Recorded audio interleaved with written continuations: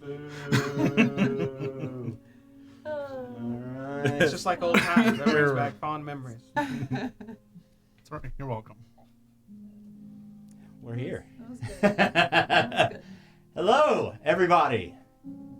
We're back. Hello. I had this whole thing kind of planned out in my head that I was gonna say, and I don't remember what it was. Remember what? You lost it all. I Huh? lost it all in that last second there.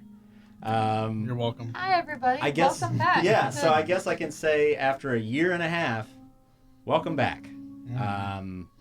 this obviously being our first live stream, not only in a year and a half, but also our first live stream in our new studio, thanks to Mr. Jamie here sacrificing a portion of his home. He did the most of the work. Don't let him trick you. He did almost all the freak work. I just watched him. There's and hung so up. much up here you can't see. there's a lot going on around here.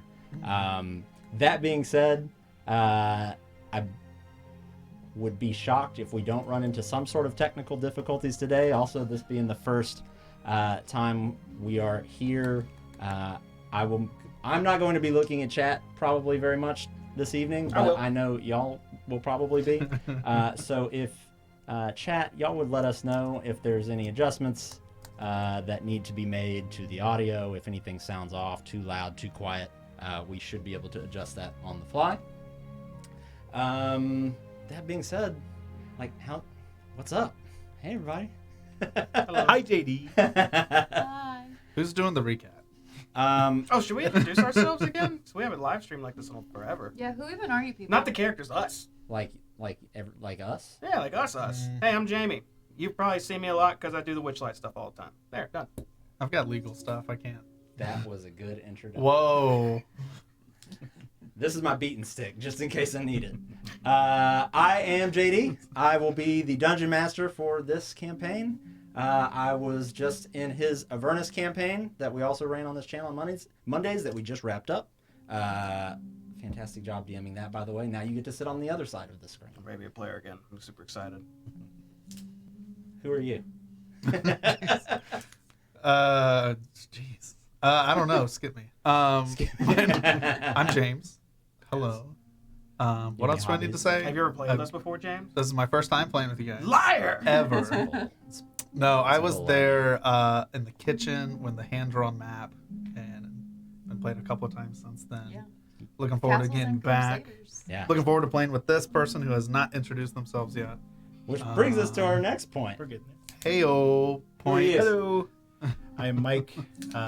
This is my second ever play on D&D. My last one was with Christmas a year and a half ago. That's right. On one session. So I'll be the noob. Sorry if I really screw it up, but I'm gonna give it my best. We got you, Mike. Thank You're gonna do great. And you. This is going to get me in trouble. Hi. My name is Kira. I may or may not be married to the Dungeon Master. I'll say, if anything, that's to your detriment, probably. I have played several times as well. Castles and Crusaders and the kitchen table. I still don't fully understand all of the rules and everything. So, we're just here to have a good time. If I do something wrong, don't yell at me, Chad. Just be like, hey, that maybe not be the best or the right thing. But don't be mean. Yeah. Yeah. I'm not a professional here. I got you. So thank you all for being here. We appreciate it. And again, just apologies for any issues or rust that needs to be shaken off till we get everything going. So we appreciate you being here. That being said, this is our Ghosts of Saltmarsh campaign. I guess we should just kind of should we just start? Is that what we do? Good. I don't know. Sounds appropriate. We can just not Anybody play. want- We can just talk. You want to just shoot the shit for a while? Why not? Yeah, all this hours of work, and here we are. No, I want to play the video game. The regular game. No video games. Okay, all right. I was like, I don't have anything video prepared. just the stream. Okay, well, I guess with that, we'll go ahead and get started.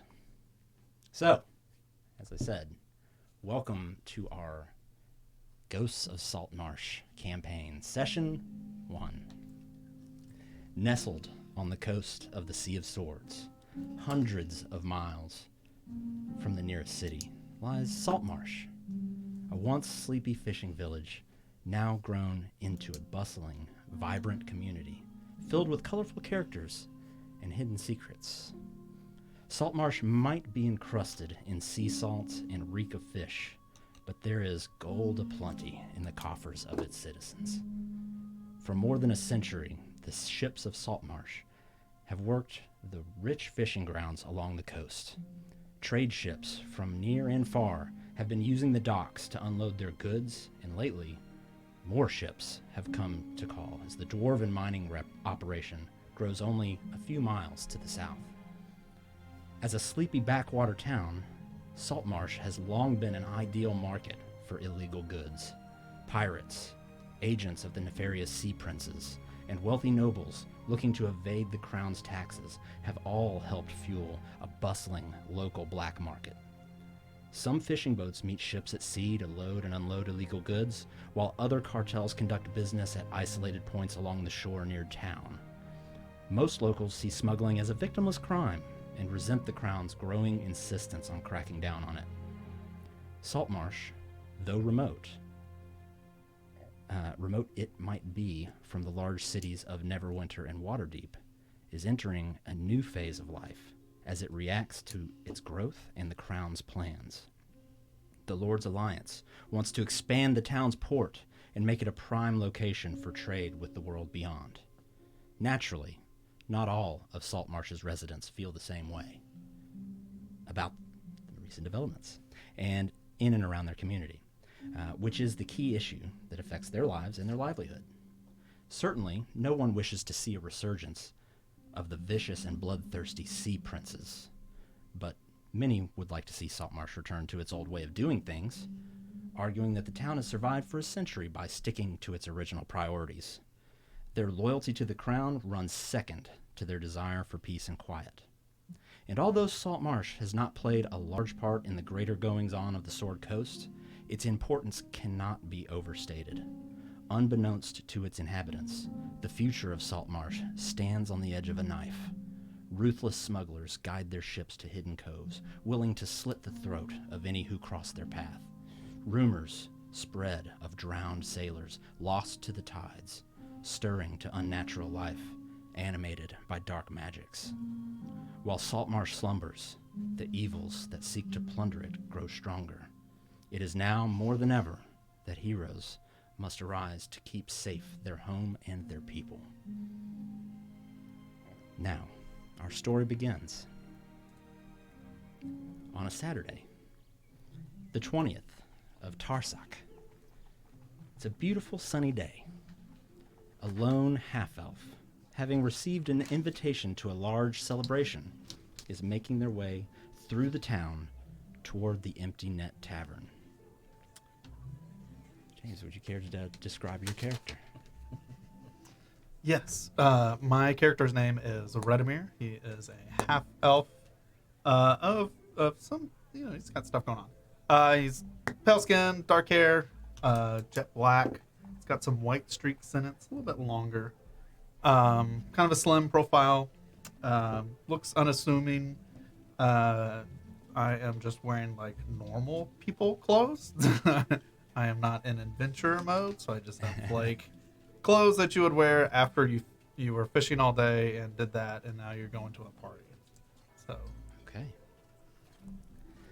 So as you're making your way through town, you see the comings and goings of people making their way into the city. It's probably just after midday. The sun is further along in its journey towards the evening, but still plenty of sunlight out. You see, as you get closer into the city itself, more and more people, as it gets kind of more and more crowded, you sense kind of a jovial atmosphere of the people around in the town itself. You see quite a few people just kind of standing around, laughing, talking, drinking, dancing. Seems like things are going pretty good today. And you've only made it in probably, 1,000 feet or so past the guard tower that leads into the city. And your attention is drawn to a short and stocky man being pushed out of the double doors of a 2-story tavern. You've been here long enough to know that this is one of the older taverns in the entire city, called the Wicker Goat. It is not the fanciest looking tavern, around by any means, but it is popular. Kind of landing underneath the tavern's dangling sign, which is that of a wicker goat. The small man kind of scrambles to his feet and is cursing at the two people in front of him. One of which, a tall, middle-aged man with sort of a stern face, and a red-haired female dwarf, kind of burly arms crossed in front of her, looking down at this man. And you hear, "Hold your tongue before you say anything that gets me mad, you old sea dog," the tall man sort of says down to the person he pushed out. "You're free to visit anytime you want. And if you want any ale that doesn't taste like the piss you serve down at the net, but I'll not tolerate Krebs stealing away my customers right under my nose." And at this point, a small gathering of people has kind of stopped to take this in. And you see the man kind of dust himself off, kind of wearing an angry shade of red under his thick whiskers, and the man responds, pointing with an accusatory finger. "Bugger you, Lankus! I's just doing me civic duty by informing the folks over here that there'll be free food and drink at the Empty Net today, courtesy of Mr. Primewater. Why," and he looks over at the dwarf, still standing there with her arms crossed. "Why, Lady Copperlocks, I thought ye and yours was supposed to keep order around here, but you're letting this landlubber violate me, while you imprison honest fishermen just trying to earn a living wage." The red-haired dwarf sort of holds back this tall man, who you now have learned his name's Lankus, from almost like trying to jump after this guy. And she says, "We've imprisoned smugglers, not fishermen. Although I can imagine you'd have a hard time distinguishing between the two with the clientele you keep. And while it is Mr. Primewater's right to hold a banquet in their honor at your establishment, it's also Lankus's right to forcefully evict unwanted patrons from his private property. Now go about your business now, Gam, before I report you to Captain Eleander for the disturbing the peace and my lunch." And you see both of them kind of huff and puff and turn back inside. The man sort of dusts himself off a little bit more, looks around and sees the group of people, including yourself, that have sort of gathered around them. But it's when you hear a familiar voice echoing in the distance a little bit, from just a little further down the road. Jamie, would you like to describe your character? Yes! My name is Coulter Truthen. I am a white variant human male with light blue eyes, kind of shorter, like 5'10" Looks like I'm about 26 years old, very thin, like a little lanky, not a lot of muscle on me, with some brown messy hair that looks like it looks like I really don't take care of it at all. It's kind of like curled off to the side and smudged a bit. And a red scarf around my neck that dangles just a bit, and some, I won't say dark blue, I'll say kind of like navy blue or sea-ish blue tunic on with I wouldn't call it a cape. What would you call it, like the little tail flaps? Almost like a cowl or something like that. Like a conductor? Yeah, a little bit like that. Like almost like if I had something wrapped around my waist, like my coat's around my waist and it's dangling off the back. Looks kind of like that. Okay. But the most odd-looking thing on me are my gloves. They're these dark gray gloves with these green canisters lined up all around them. They look like gems. They're not glowing or anything like that, but they definitely look unique. Very good. And it's at this point you walk up and you caught kind of the tail end of this whole interaction that just happened when you noticed Mr. Redemir over here watching the spectacle. How far away from him am I? You're probably 50 feet. Oh. Well, these then. Hey, Redemir! Redemir! I'm hustling to him. Okay. Voice pending. Yes. I'll look Yes, around at what's Colton, going on. yes. Yeah. Well, you can just call me Colton, short, of course. But yeah. How you doing, man? God, just seen this terrible spectacle, I guess. I don't know. Someone being thrown out of an establishment. Well, they don't have free food, so Well, what's going on with the dwarf guy right now? So at this point, so the guy that got thrown out wasn't actually a dwarf. He was just kind of a shorter man. Oh. With a kind of a thick mustache. You have seen him around town before, but never spoken with him. He's at this point kind of huffed and puffed and started to make his way off, but isn't necessarily out of earshot yet. Have you seen this person before? Seen him around. Is he? Well, what happened? Was there something happening? Some kind of mix up with the festival and this and that and whatever. I assume there's like fireworks or whatever. You hear the occasional Pew! like you don't see fireworks, but you hear the occasional like pop going off, like almost like some kind of firecrackers or something. Yes. The festivals, the good catch, all this. There's some confusion, it seems. Not everybody's giving out free wares, if you will. Oh, well, I imagine they wouldn't be. It's just the empty net that's doing the thing, right? Is this the net we're at? No, you're standing in front of the wicker goat right now. You're probably you're about right here. The empty net is down here. Okay. Yes, and the patrons there, owners, whoever, people, guards people, they definitely reminded our poor friend here of free food not here. Oh. Or drink. That's a little weird to walk into a place that's not even hosting the party and ask for free food. That's, I'll look at the fellow as he's walking away, and I guess he's out of there, right? At this point, he's probably almost out of earshot, not quite. I'll look back up the tavern and say, and the Wicker Goat too. Ain't this it's the oldest place here, man? It's kind of, I don't know if I'd eat the food here. No, and especially after today, probably not.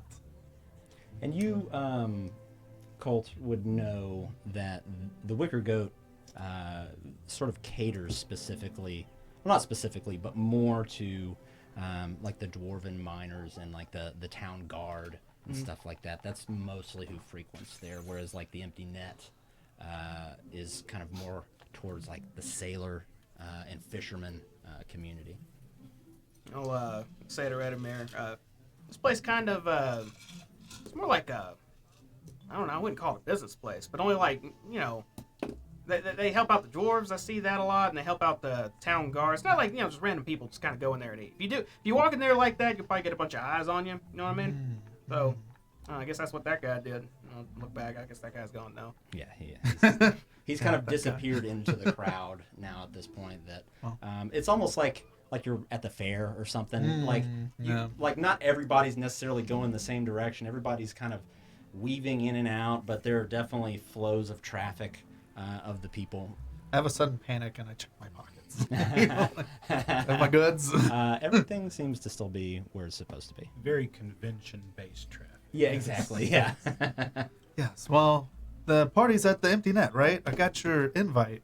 Yeah, we should probably be, It's full of details. it's like midday right now, but I suppose if we got there early enough, maybe we can get some early food or something, some early drink. Right, yes. I mean, when insert city applicable phrase. Exactly. You and me, Red, and I put my arm around him. Yes. Red, yes. Jonathan, Come here. speak closer to your microphone, Chassis.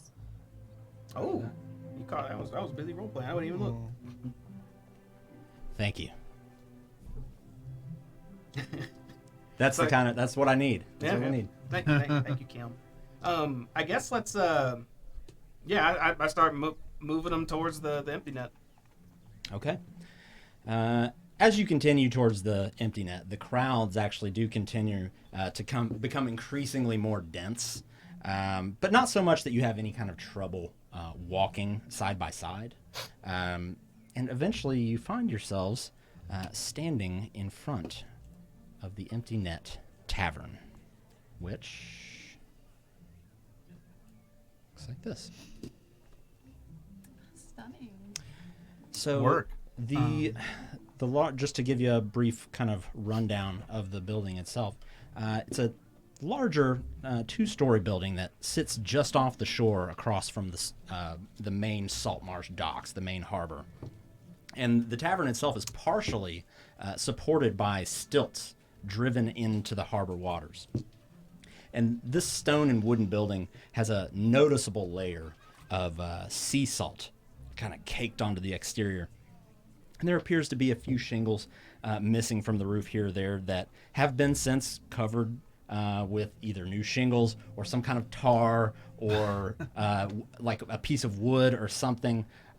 There are several areas around the building, though, that do appear that they have been properly repaired or replaced recently. And anything that gets replaced, it's almost like they've gotten the materials from a decommissioned boat or something like that like it's just kind of slapped on. But it does seem to have like a nice I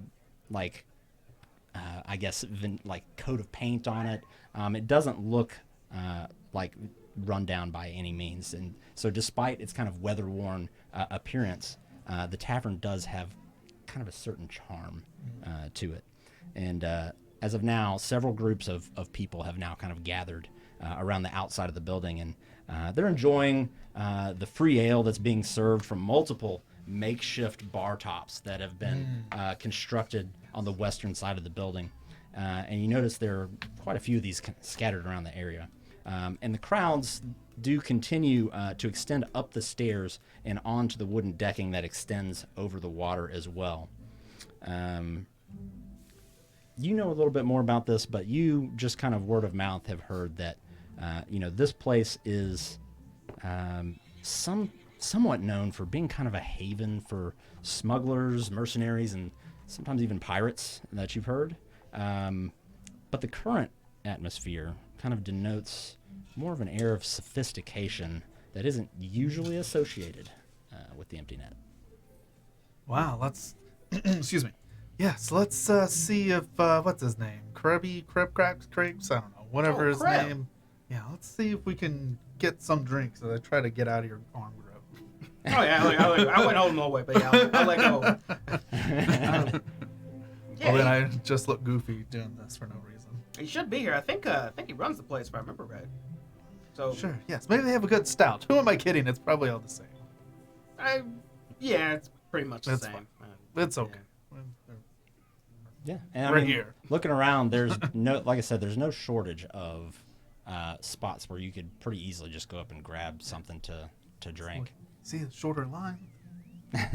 Go to this one. Yeah, I'll just grab whatever I can. Okay. Maybe some olives or something laying around. I don't know. So It's so fancy here, man. It's kind of weird. Yes. Cheers. Oh yeah, cheers. Clink.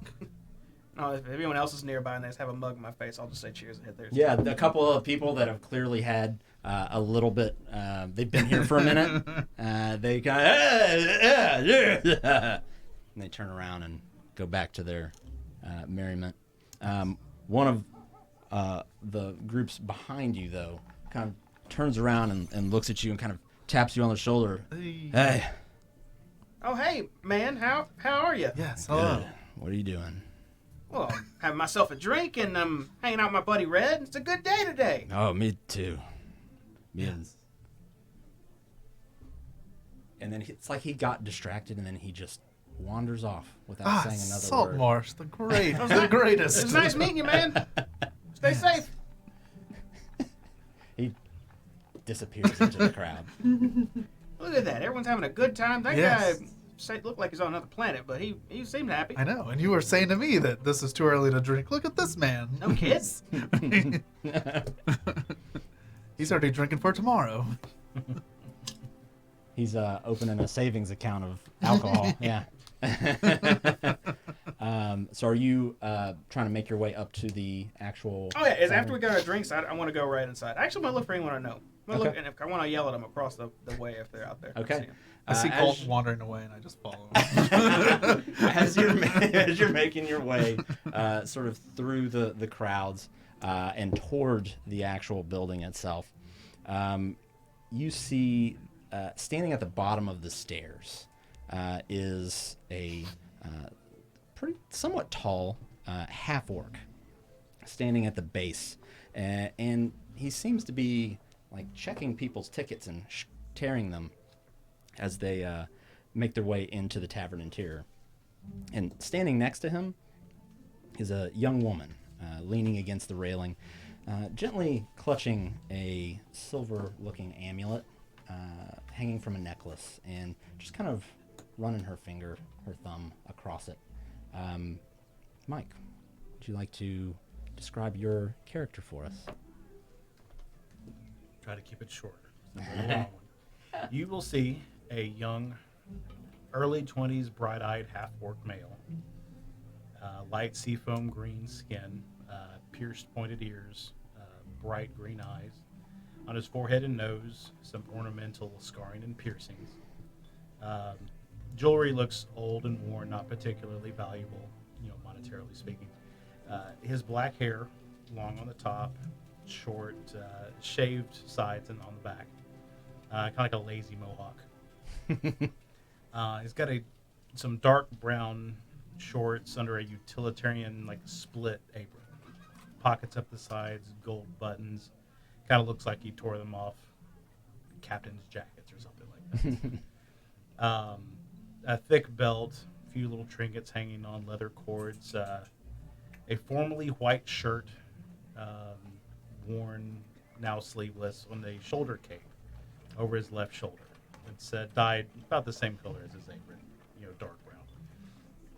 At his open collar, you can see a leather cord necklace and the top of some ornate tattoos. Folded over cuff boots, kind of a la pirate, but the laces are worn and patchwork and just kind of cobbled together. A couple of daggers on his belt, a hiking stick that he keeps kind of strapped over his back. It's got some metal bands, leather, carved runes on its length, but that's about it. Cool. And standing next to Kugal, Oh, that's cool. yeah, would you like to describe your character? So, my character's name is Aylin Ravenswood. I am a 30-year-old human. I'm 5'5", about 150 pounds. I'm a bit more like muscular than maybe some would expect for a female, I would guess you could say. Like surprisingly strong. I'm wearing kind of quirky looking clothes compared to everyone else. Kind of nicer as well, but like they could still pass as being common clothes, but like, whereas other people's may kind of look a little like fringy and like worn down. I'm like, oh, did you just pick that up? But like I normally wear stuff like this, like it's a little weird. So you're like a hipster. I'm not a hipster. I just have my own fashion sense.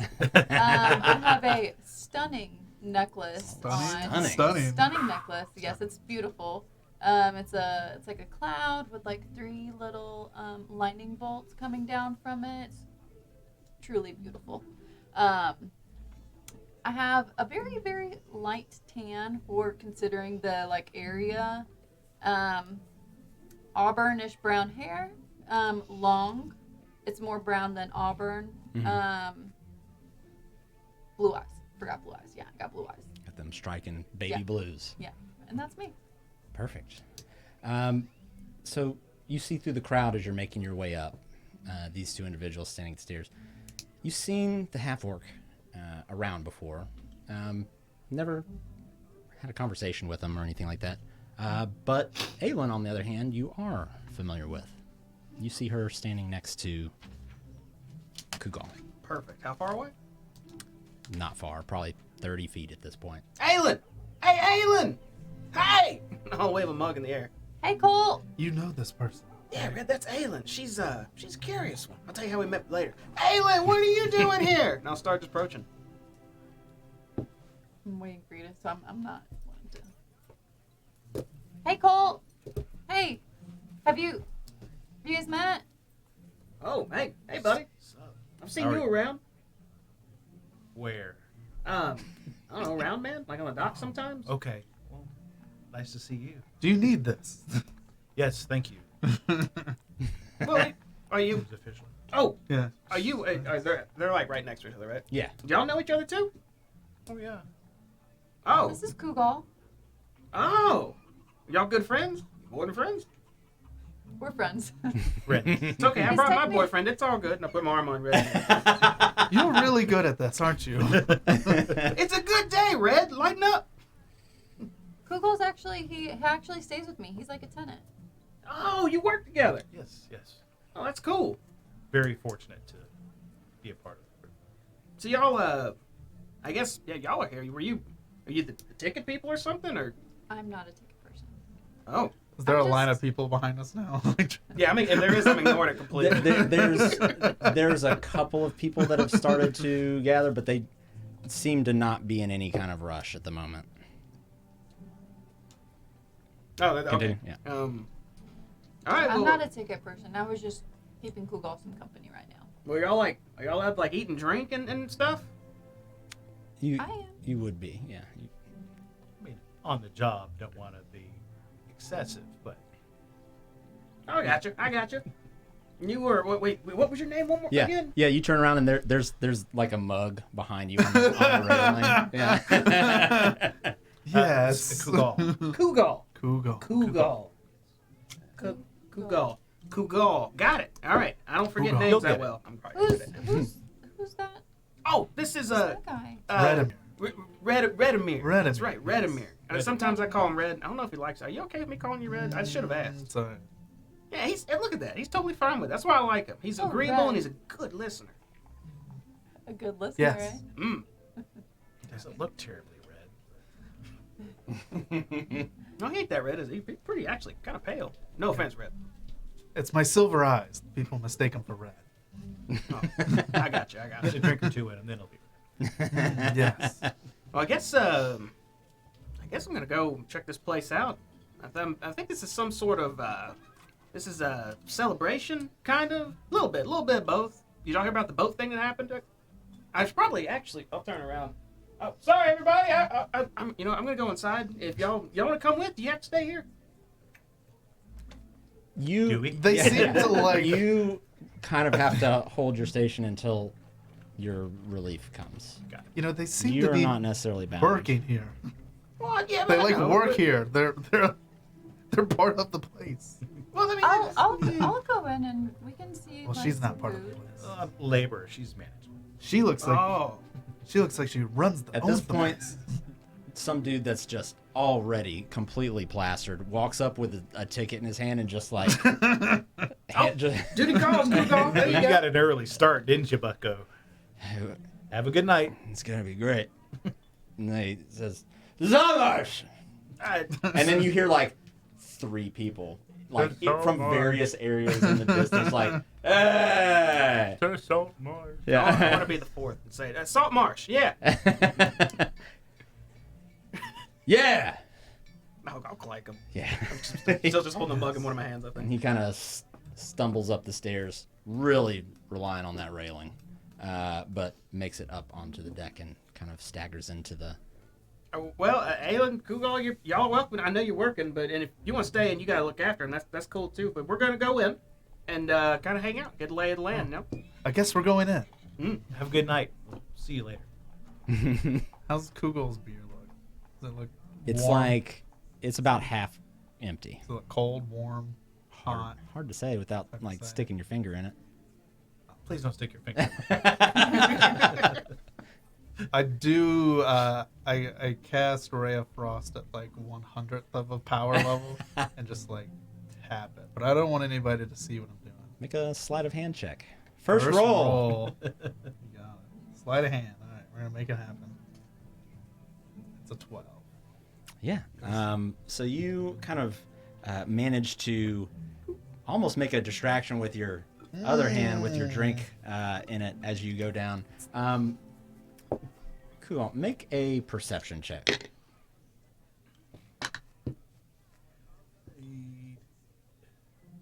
Perception. They're just 8.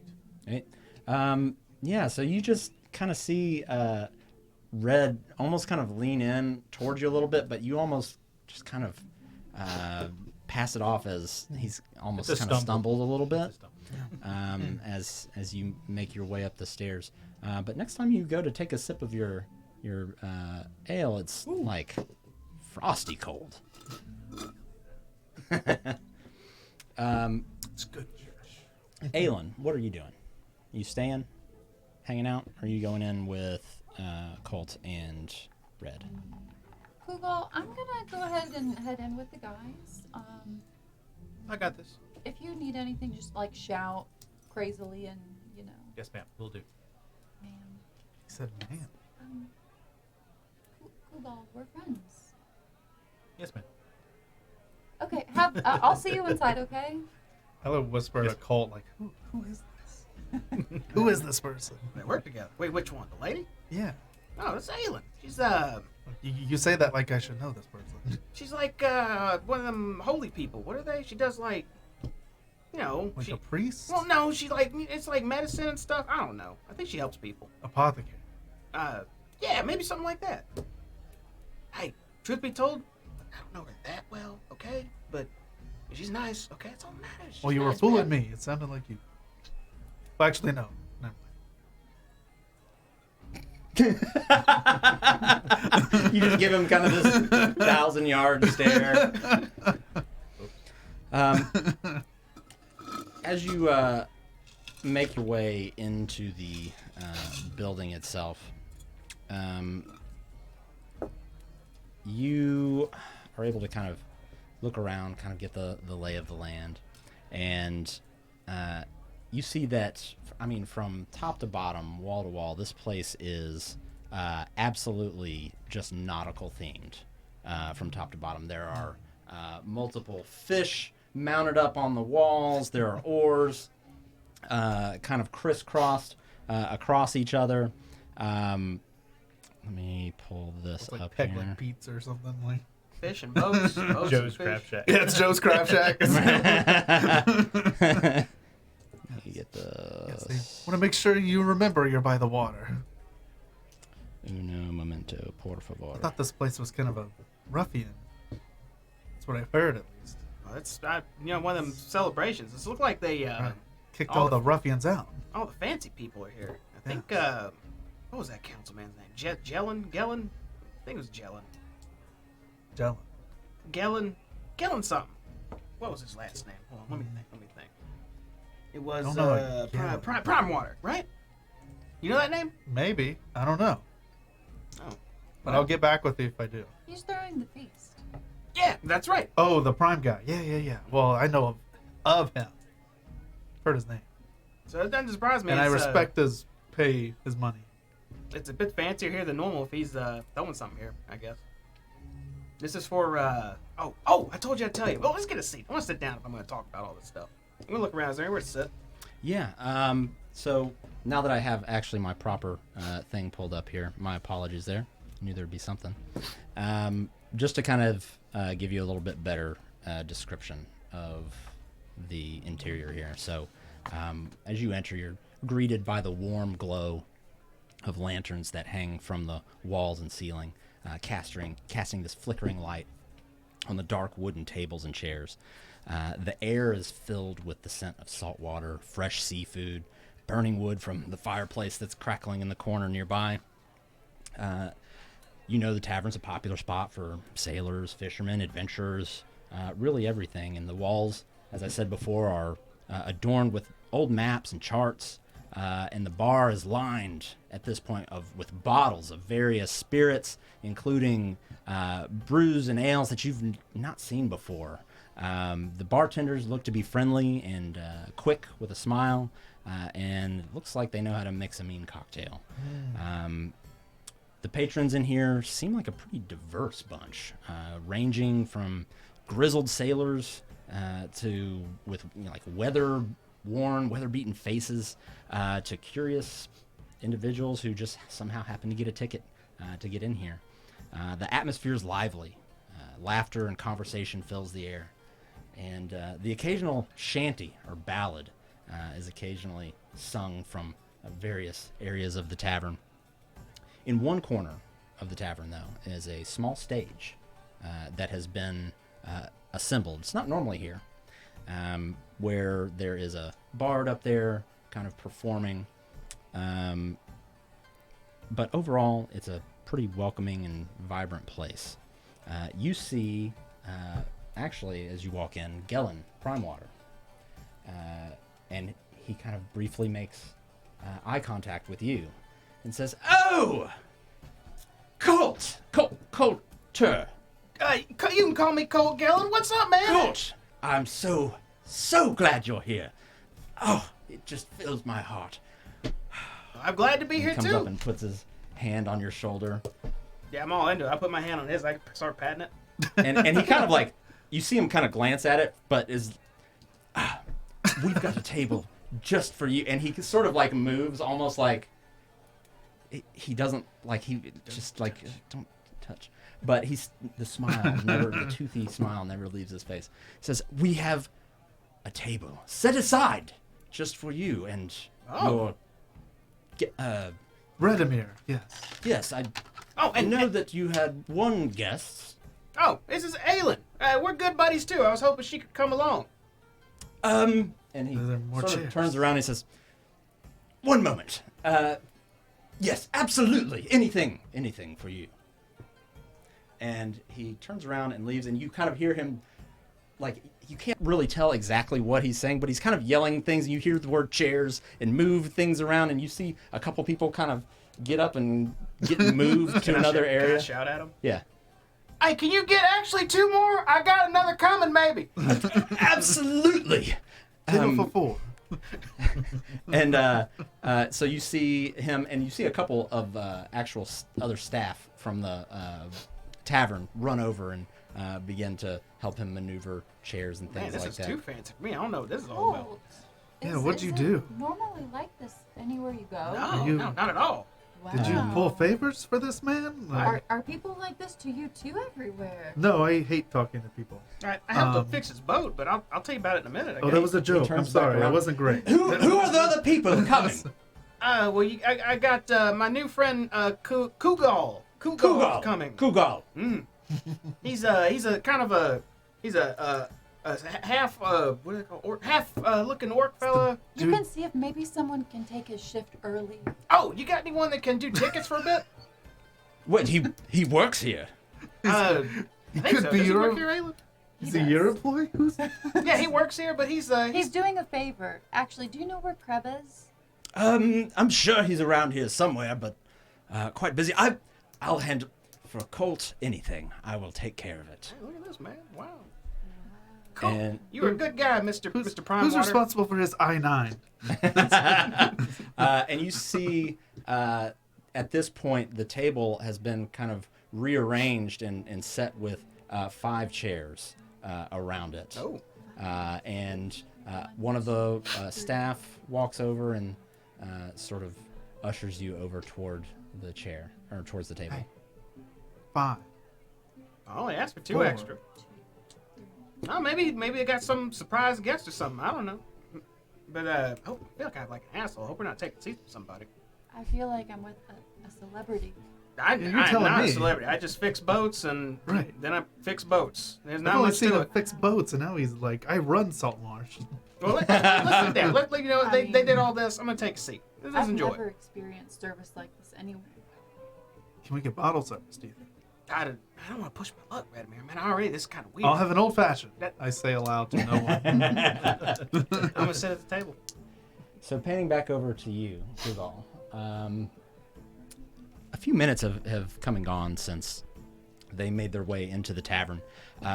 But one of the sort of hired staff people, staff comes to you and sort of taps you on the shoulder and says, I'm supposed to come relieve you or something.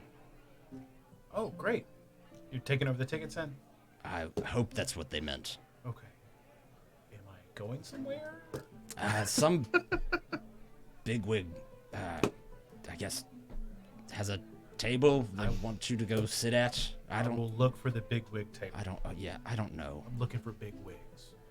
J- But then just- I look up and I see the same. I will be fine. So, he sort of steps in and starts taking tickets. Judging by the amount of people that have been let in here, though, it seems like it's got to be kind of reaching capacity at this point. But there's still plenty enough room to move around comfortably. It's just getting pretty crowded. You make your way in and you see these three sitting at a table actually near the front, towards the stage where the bard is performing. This is a great table. What's going on, guys? That's a great question. I guess that Colt is something of a celebrity and none of us knew. No, Kugo, I am not a celebrity, but now that we're all sitting, I guess we can talk a little bit. I mean, I just see you repair boats, and all of a sudden we're VIP. Well, let me tell you this. The first secret, everyone's your friend, even if you don't know them. The counselor there, I don't even know him. But I bet you thought I did, didn't you? You mean you don't know Mr. Primewater? I mean, not like we're buddies. I patted him like He I knew did, but you, no. though. He did, because he's the... You're from here, aren't you? You know a little bit about the counselors, how they are, to an extent. Yeah. Yeah, he's like a party animal. Like, good stuff happens, he wants to jump in and, woo, we'll celebrate. You know, that type of guy. Do you think maybe they have all of our names in a hat, and then they draw a name from the hat, and then when they come to the party, the person whose name they drew, they just are just like the world, like everything, just all about that one person. It's like a whose lottery. name was drawn. Yes, exactly, like you won the lottery. That's a pretty big conspiracy, Aylin. I don't think that's where like that at all. Oh, I mean, I just know that no one ever treats me like that. Well, And if you don't know why either, then I mean, to me that just seemed like maybe. well, I mean, I really don't know why, but I do know that. I think it's a name in a hat. I wonder when I get picked. I don't think it's a lottery, but I know I helped a boat that was in some deep water. Literally, it was starting to take on a ton of water recently with Yon. There was they had a lot of fish. There was that Dragonborn. What was his name? It was Bosun of the Osprey. Yeah, the boat was called the Osprey. And we saw it out in water a little bit, and it looked like it was in trouble. So we did what any good person would do. Got in a little skiff, headed out with some materials, and did what we could to keep it afloat. Easy peasy. No, not so easy. It's actually very scary and a little life-threatening. But we still did it. But they're the reason we have the party, right? They have all the fish. Well, whatnot. they had a ton of fish on there. So you're saying if your services weren't rendered, they'd be in the water, Yeah, probably. And we wouldn't be having it. and we wouldn't be having a party. That all makes sense now. That's why they're being all weird towards me. At that point, you hear a So kind of there a is no gruff hat. voice behind you that says, "I'd rather have the money." Yo, you made it, man. I'll pat him on the shoulder. Yeah, you turn around. He is clearly not dressed for the party. Just kind of threw on probably the same stuff that he would wear at the docks. I'll comment on that. Kind of stained white shirt with kind of some overall type covering. He even has a couple of tools still sitting in, almost like he just was like almost working on his day off or something, and was forced to come here. He doesn't look super thrilled. Yo, and I see you put on your Sunday best for this. That is awesome, man. It's good to be here, right? All these people, I know you love them. I don't like being in the crowds. You know that. Well, yeah, that's what makes it a little funny. Oh, everybody, this is Yon. Shipwright when he was 1 year old. He knows everything about repairing. He taught me everything I know, straight up. That's the only reason I know how to fix boats. This guy, What's his name again? Yon. That's Yone. Anything That's good just you how hear I guessed about I him, guessed, and that's what I got. he Wow. learned from me. Yeah, that's crazy, man. I thought for sure, no matter what, they wouldn't be able to get you here. Look at this. Oh, here. No, At the front, too. Look, there's a stage there. They're probably going to make you go up and say something. I told them the only way they'd get me here is if they promised not to make me speak. Oh. Okay, well, I guess not, man. If you don't want to, don't do it. Don't do what you don't want to do. You know? I would like a drink. Well, I point to the chair. oh, is he not sitting down yet? Not yet. Oh, yo, what are you doing? Come on, sit down. Look, 5 chairs. That's clearly you, right there. He, You don't know who the fifth one was for? you see him kind of scoot into the chair and sit down. I mean, just the years of working hard labor on the docks, clearly, as he just kind of plumps down into the chair. And you see him just raises his hand up, and he's kind of looking for anybody to take notice. And it doesn't take long before a waitress kind of comes up and, yes, absolutely. What can I get for you? Oh, for him right there. He wanted something. And he proceeds to order just a standard, there's all sorts of various drinks, very obviously available, and he just kind of orders whatever is the regular, and then begins to ask, what kind of food you got here? And she starts rattling off about the different types of fish that they have, and it's basically all seafood at this point. But she does mention that everything is paid for. There's nothing extra that needs to be paid for today. Are you all going to be getting a drink and food and stuff? Yeah, I'm gonna ask for some For sort sure. of fruit juice and crab. That sounds great. She says, I'll see what we have. If we don't have juice, is there a secondary drink you might prefer? Just some water. That we can do. I'd like the smoked salmon, or no, I'm sorry, smoked tuna dip, please. Mm. And could I also get some? Let's do the house special for the night. Very fine choice. Yes. I don't know about a dip, but the house what- special I can absolutely. What about a smoked tuna? That we might have. And then Yes. just like whatever side. Favorite appetizer. I'll tell you what. We'll kind of bring you all the. Just bring the rundown. platter. Bring the platter. Bring the sampler. Yeah. Right. Yeah, Sampler. one of the samplers. You guys have a sampler? For Bring two For- platters for just the to be safe. for the front table. Yes. Young likes to eat a lot. Okay. I'm sorry. Thank you. Elbow. What? I didn't catch your name. You kind of hear like a. I didn't catch your name, ma'am. Oh, my name, Mary. Mary, thank you so much. Yes. She kind of turns around and scurries off back behind the counter and then back into the kitchen area. I try to call to her, like, I'll just take the fish sticks.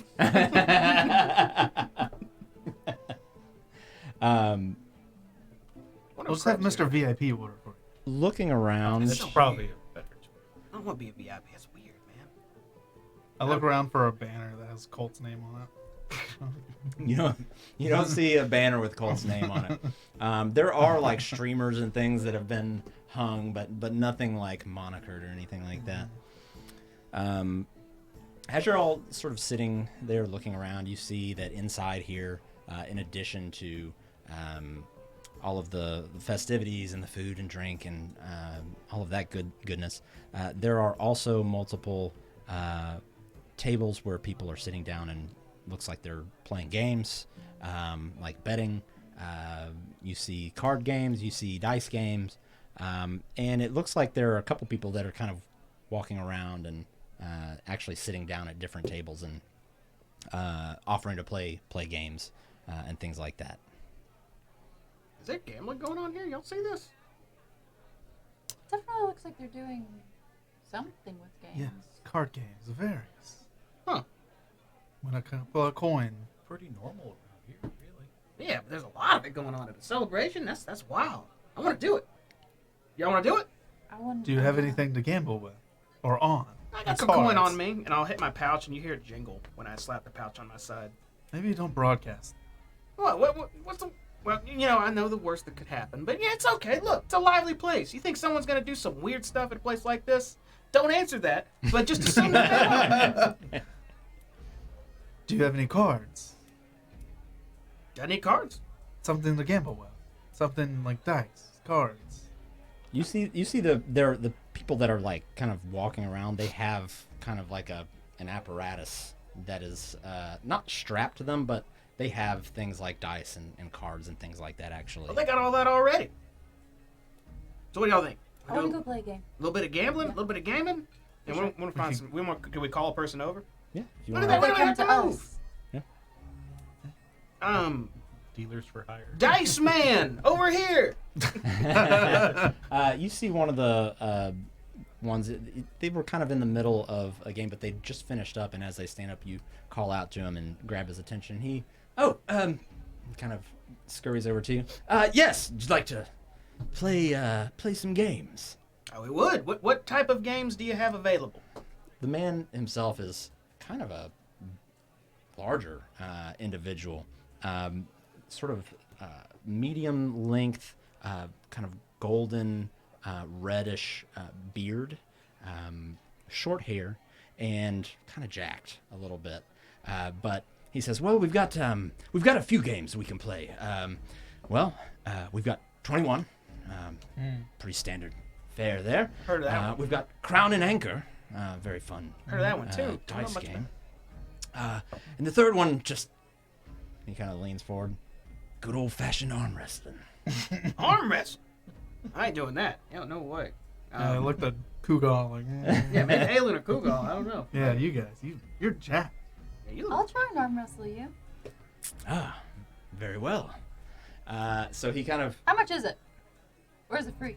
Can we bet against or for on the side? ain't free. What are you wagering? I've never gambled before, so I don't quite understand. I'll bet you 5 gold I win. I'm trying to size them up here. He's pretty built. 5 gold? That's a lot of gold. What about... I got a lot of confidence.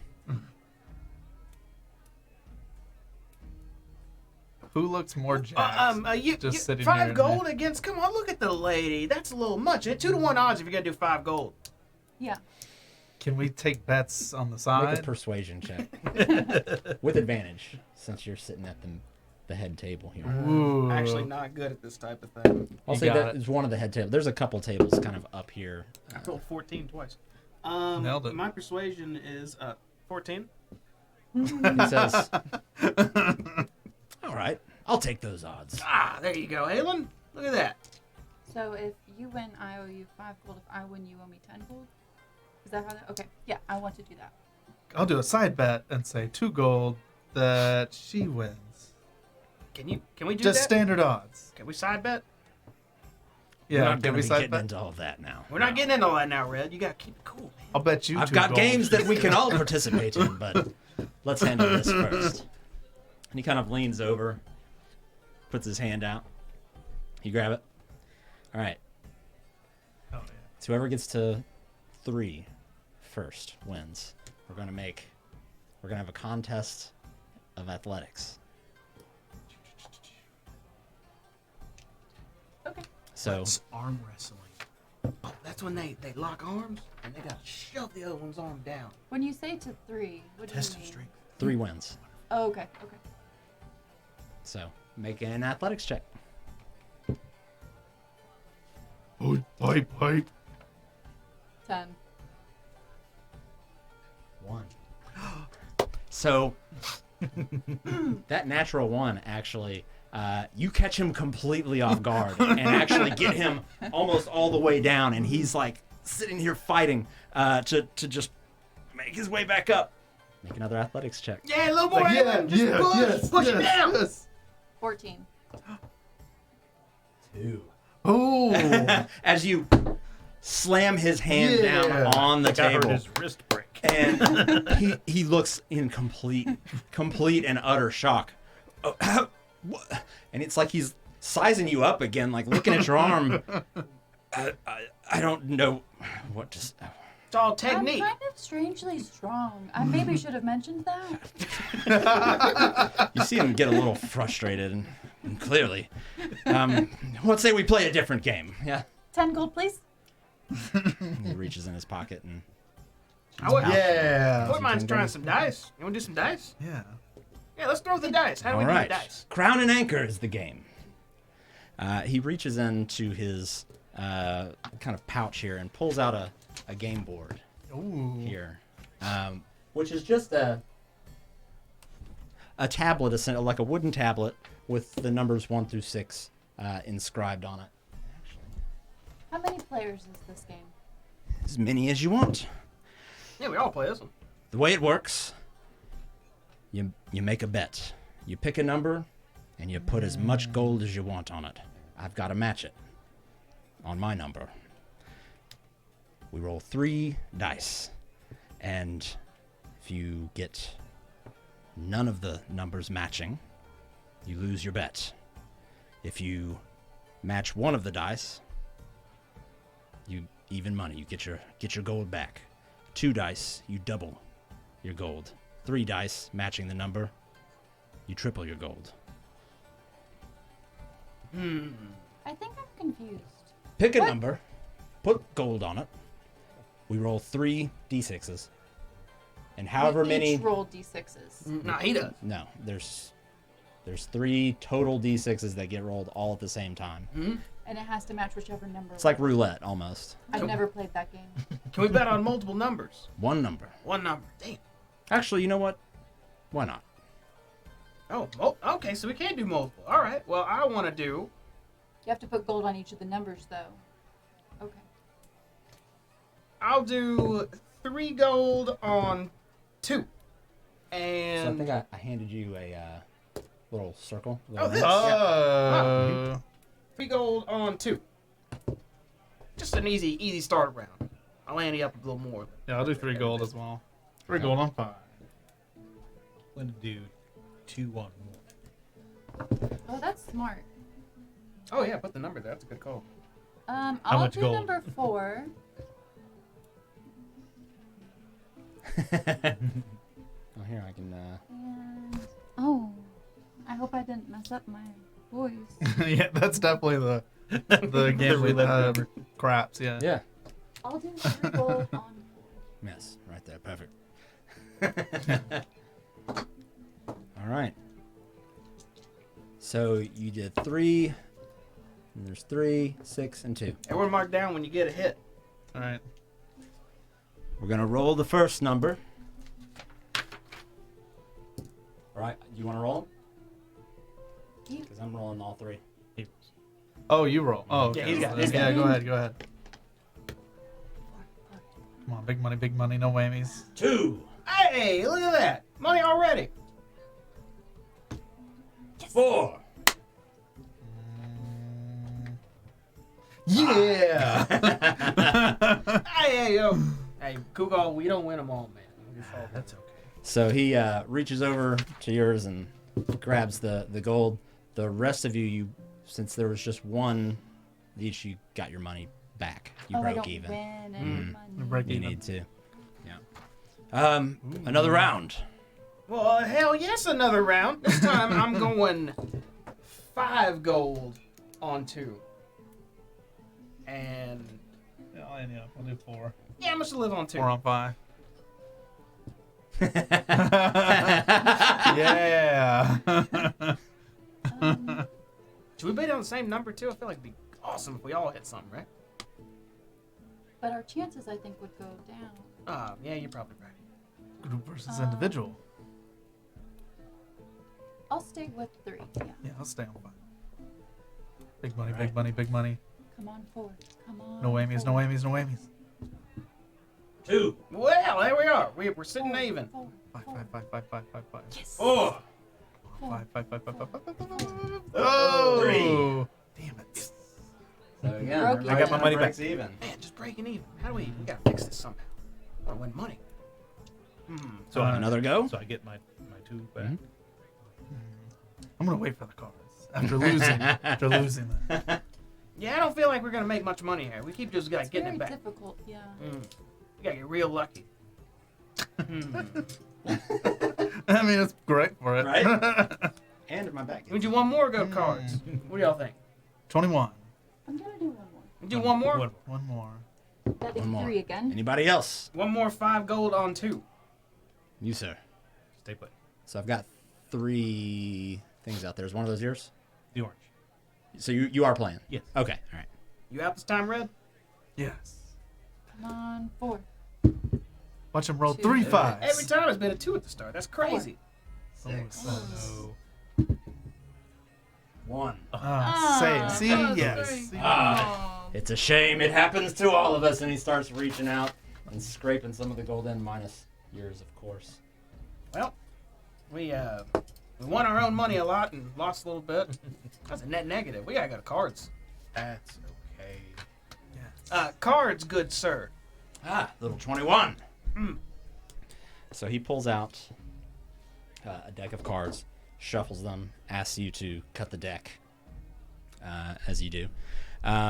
So the way this is going to work is each of you who are playing have access to a D20, a D12, a D10, a D8, and a D6, and a D4. So basically all of them. Oh, Yeah, the whole set. Yeah. One of each. I'm going to have access to those same dice as well. I'm going to roll one of them in front of you, where you'll all see what I roll. The other one I will roll and hide until you've all finished playing your side. You can only roll each die once. And obviously the goal is to be the closest to 21 without going over. And it's all of our dice we can use? It's 5, right? Did I get that right? Yeah. Which ones? You said them 6 very of them. fast. 6 of them. So the one with the 10s on it. One The of 20, each, 12, not 10, including 8, one 6, of 4. Yeah. Whoa. Oh, okay. You cannot use the same die twice. 4? All of them. One of each. Except for So There it is. he flips over his first card. Wait, how much gold is this for? Oh, yeah. That's a good point, yeah. It said 20, 12, 8, 6. And 4, right? So, yeah, he says, all right, well, whoever's playing, place your bets. There was a 10, right? A D10 also. Is it like a pot that we win, whoever wins? Yeah, we fight the dealer or each other. It's you're fighting the dealer. All right, fighting the dealer. So you don't win a pot. You just, your money, and you may get double that or what lose is it. 3? 3 Or gold. push it, I guess that. Just like regular. Yeah, it's blackjack. Sir, I've never gambled before. But you don't have to gamble to play blackjack. You never played blackjack? I'm new here. Wow. Learning new things even after 10 years. Red, you know how to play 21, right? Yes. Can you help Aelin out while going? I just need to try and Yes. get to 21. If not, then I lose. Sounds like you It's got it. whoever Pretty gets much. closest to 21 without going going over. Mm-hmm. So he essentially is matching each of your bets. Well, I'll throw in 5 gold. All right, 5 from the gentleman here. 3. 3 from the gentleman there. I will do 3. 3 for you. 5. Oh, confident. And he now will flip over his first card, which is a 2. So now we'll just go one at a time. So you'll roll your first die. An 11. Okay. Do you want to hit or stay? Ooh, I will hit. And I can choose whichever. Whichever one. Ooh, I see.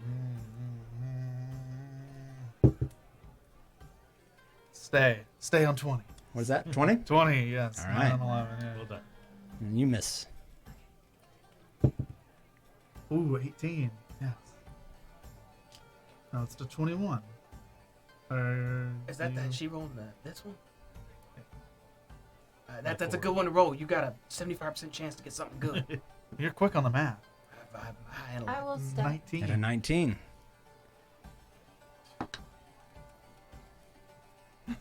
I have lots of Okay. potential. I you like think I'll to- keep going. Hit or stay, yeah. And those are individual scores again. Okay. That's another 12, so I got 13. There you go. And the dealer is showing a 2. And I will do an 8. So 13. I have 20. Okay. Nice. All right. You see the dealer kind of sweating a little bit. I rolled oh, look at that, a 19. I'm good. Looks down at his 2. Says, all right. And he Think I goes like this to. game. Yeah. Are you staying? Oh yeah, absolutely. He flips over his next card. So we've got the 2. The 12.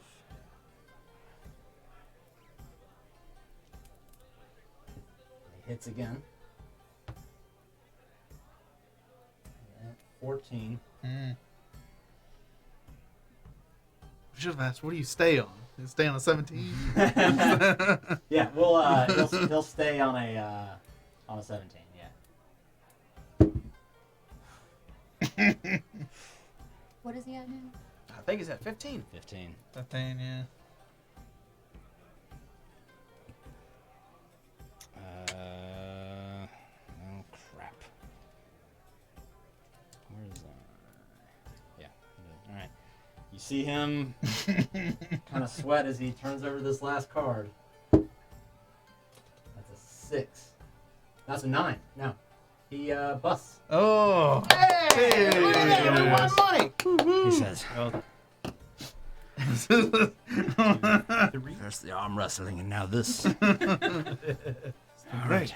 Well, you know what? I think you've about cleaned me out this evening, folks. Good luck and enjoy the party. Do you have any extra? No. How many decks do you have? Just one card? Deck? One What did deck I of say? cards? You looking to buy his cards? Yeah. For us to have and carry. Ah, How many decks? Yeah. I have a few. I'll give you my winnings for a deck. How much is your winnings? That was 3 gold.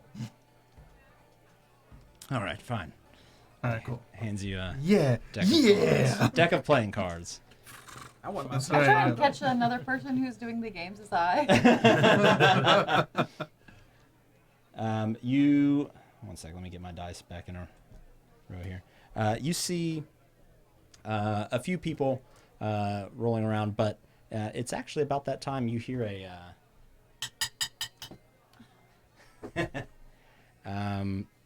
And you see Gellin actually making his way up to the front. Very. He's very big, like making himself very big, and says, "Excuse me, everyone. Excuse me. I have your attention." As he makes his way to the front there, you see Gellin is... Where is my picture? There it is. He is this very... his features are sharp. Very angular face with very fine clothing. Very well manicured facial hair. And right now, even though this picture shows a very serious man, seems to have a very jovial, again, demeanor to him as he steps up on the stage and kind of ushers the bard that's up there off to the side. And as he walks up there, you see him kind of with a mixture of excitement, but also a bit of somberness in his demeanor. And he kind of clears his throat. Good people of Saltmarsh.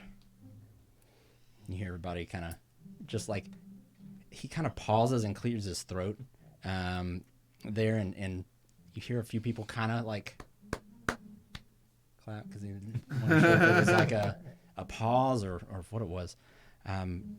I come to you with a heart full of both joy and sorrow.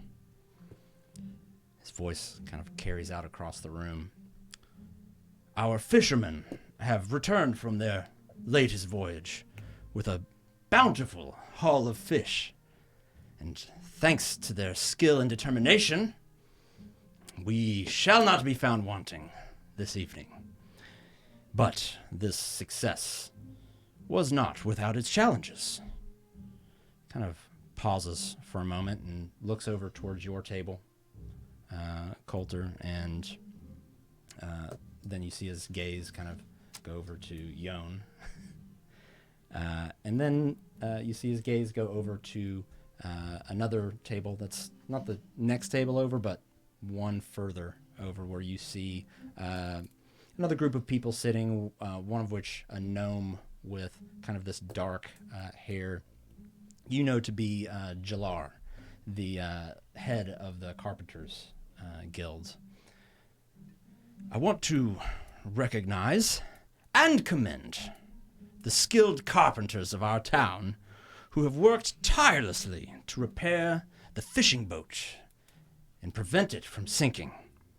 It was their quick thinking and craftsmanship that saved the day, and we are most grateful for their efforts. He raises a glass and proposes a toast to the Carpenters Guild. Hear, hear! Here, here. Here.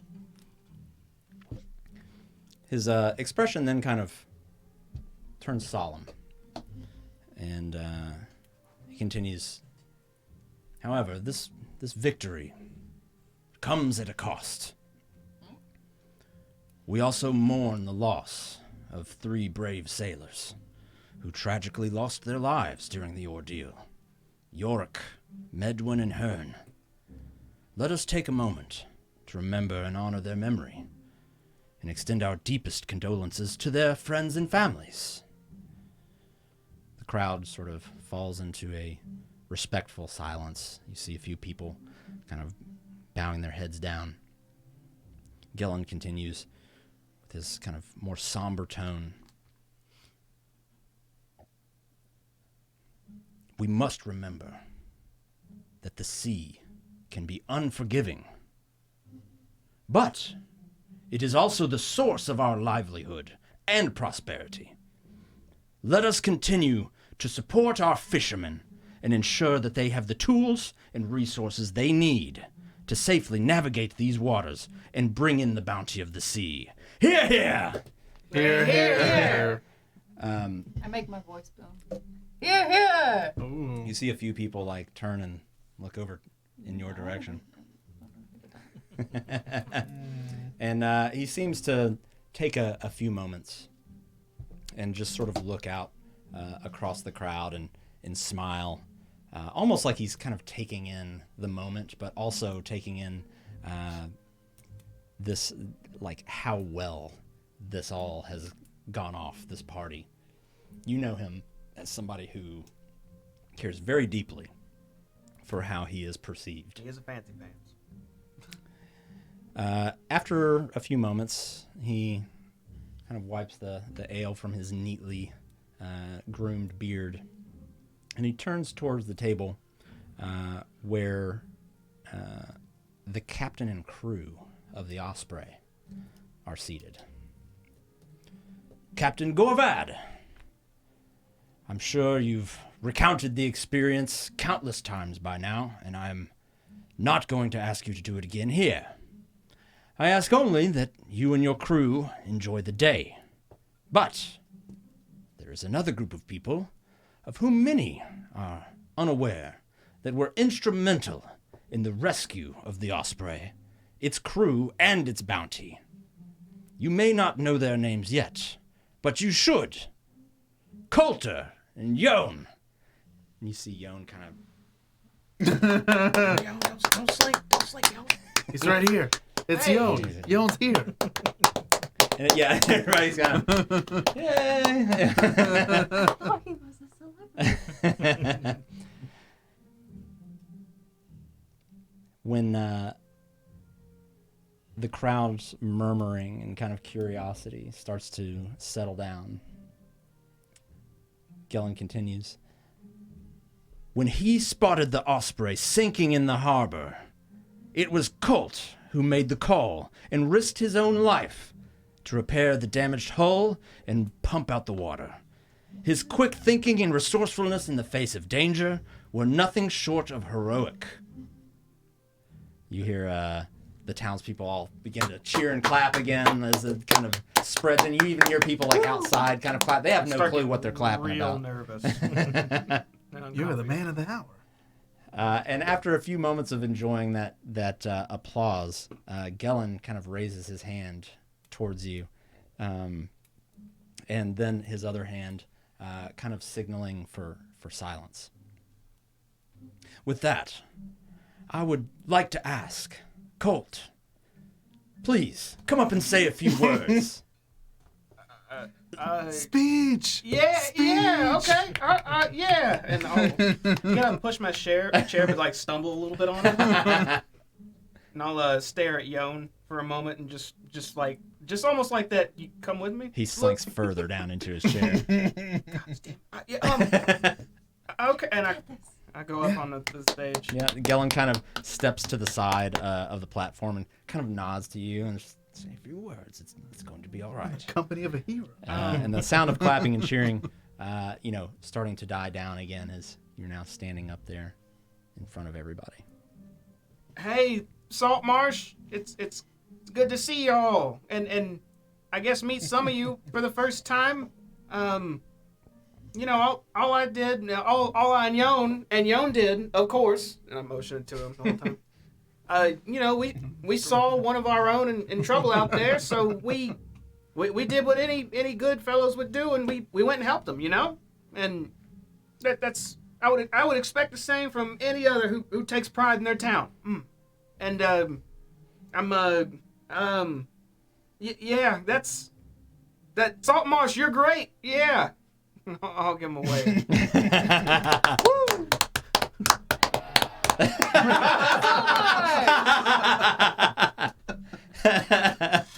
They all let out a very hearty cheer and clap and applause for you. And you can see Gellin just out of the corner of your eye behind you, like, yes, yes, yes. A toast to Colt. I yell out And whoever hears it. Thank you, Aelin and Red. Gellin lifts his Gellin. hand up. Good Gellin. And as you start to kind of go up, leave the stage, he kind of comes in now, puts his arm around you. Oh, we're doing this it time. still. All right. Colt, we are honored to have you as a member of our community, and your bravery will not be forgotten. You are a true example of courage, compassion, and selflessness, and Saltmarsh is grateful for your noble deed. Once more, for Colt! For Colt! And Yon! Yeah. And at that point, the crowd starts to cheer up again, clapping, shouting, all that.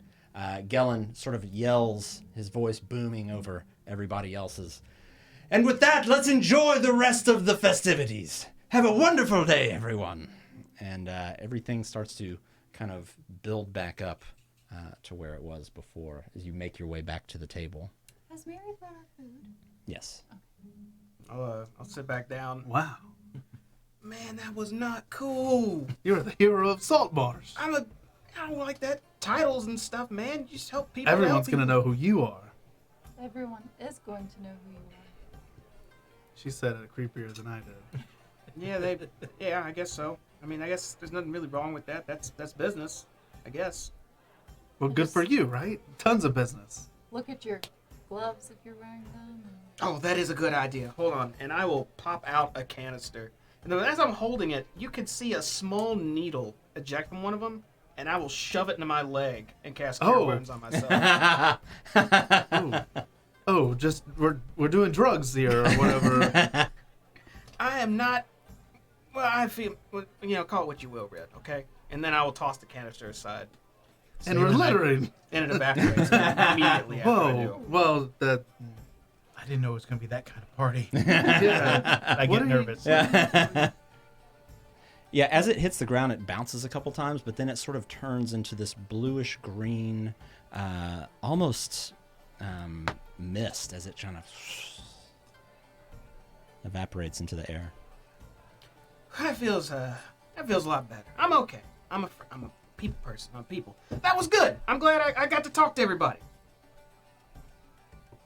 The people love I'm you. puzzled by, out of character, I'm puzzled by his magic. Have I ever seen anything like that? You have not. Never. I'm a what now, Aelin? You said something. I didn't remember what you said. I didn't hear you. It's loud in here. Everybody loves you? I can't remember. I don't know if everybody loves me. That's saying a lot. There's probably a few people hate me because I don't know. Popular? I don't remember. Have you ever seen anything like that? Huh? Like what? No? Like that speech? It wasn't that good. I know. You don't have to. I understand. No, your magic stuff, your drugs, whatever, Oh, just disappeared. well, just a little, ingenuity and the weave combined. You know what I mean? Take the best of both worlds. No. Oh, well, I'll tell you about it later. That's boring stuff, anyhow.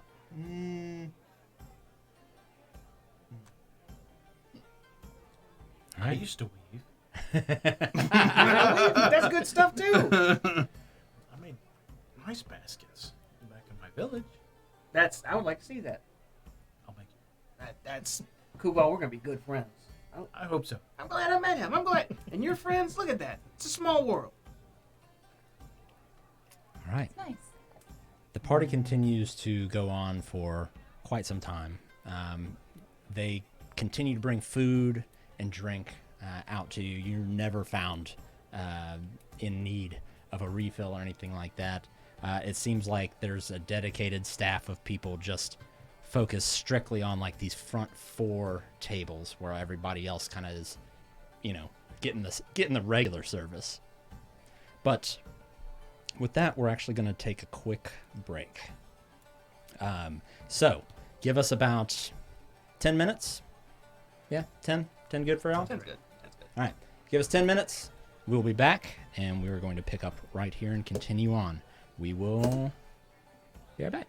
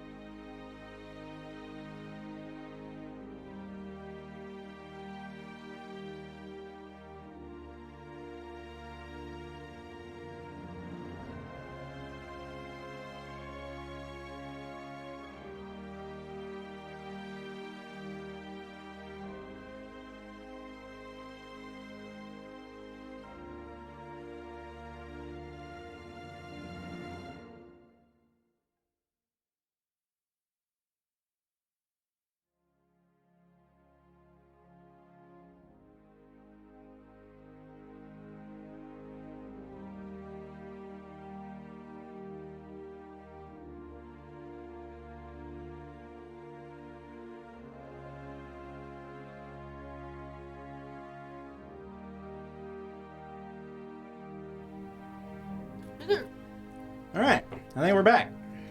Maybe. Probably. I hope so. Guess we'll give it a second, make sure. Again, I'll switch our music back over to our tavern music.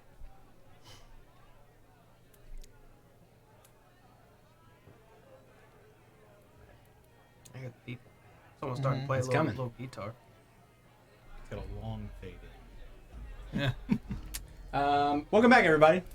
Thank you for giving us a little bit of a bathroom break there. I think we're all good. How we're all doing? We're You good. good? I have a question for our game person or Mary or anyone who looks official here. A dealer? Oh, I thought you were talking Oh, yeah, I about thought the you were talking GM, to- like out of out of game. His name is JD. Yeah. I've never met this man in my life. Dang. That hurts. Bring everything back up here. All right. Well, I guess let's get back into it.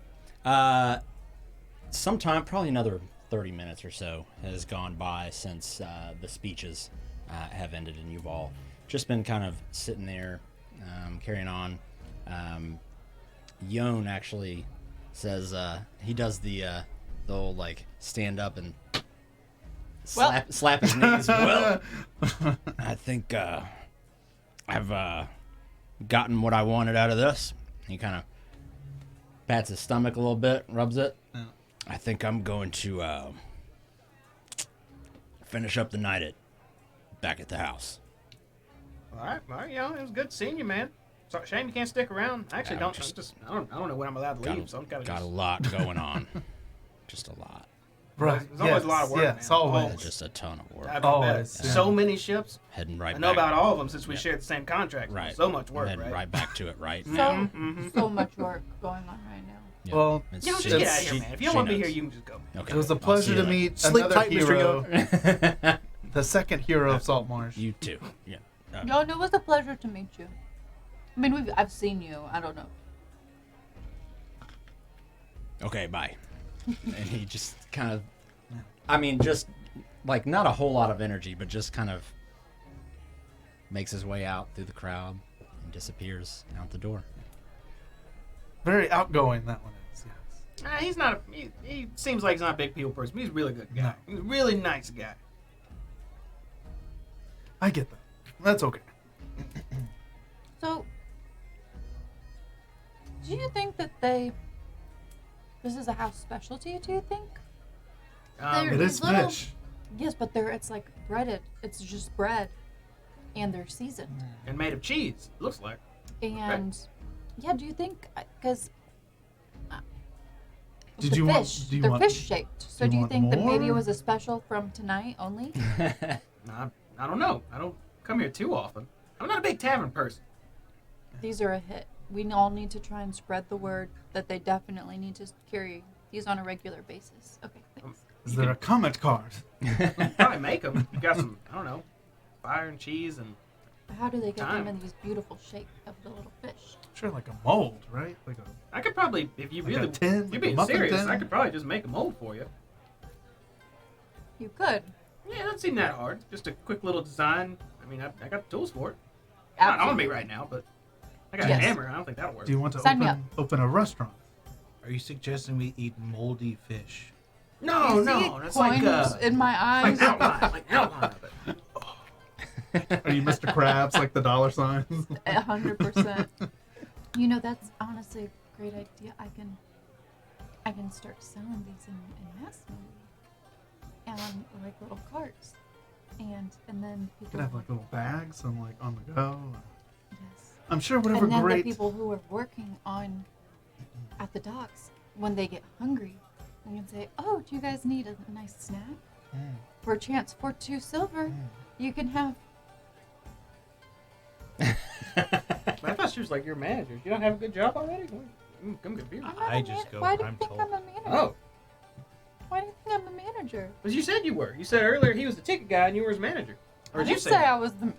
You said that. I just said that I was just there. I just I met said these she people was today. Oh, Kugal said that. Your worker. He's not my worker. Man, y'all's relationship is confusing. We're just friends. No, But well, he hey, works for you. But Do you pay him No, to take tickets? No. I don't work for this establishment. Yeah, I think Kreb pays them. Kreb pays, right? Why would Kreb pay me? Do you not work for Kreb? Huh? I work at the docks. I'm a cleric. Oh, I thought they worked for him. What do you do at the docks healing people? I give her Just the little healing? side glance. That I give you a look. But you look like you got some questions, Ed. What's up? How can I This is help? the hero of Saltmarsh.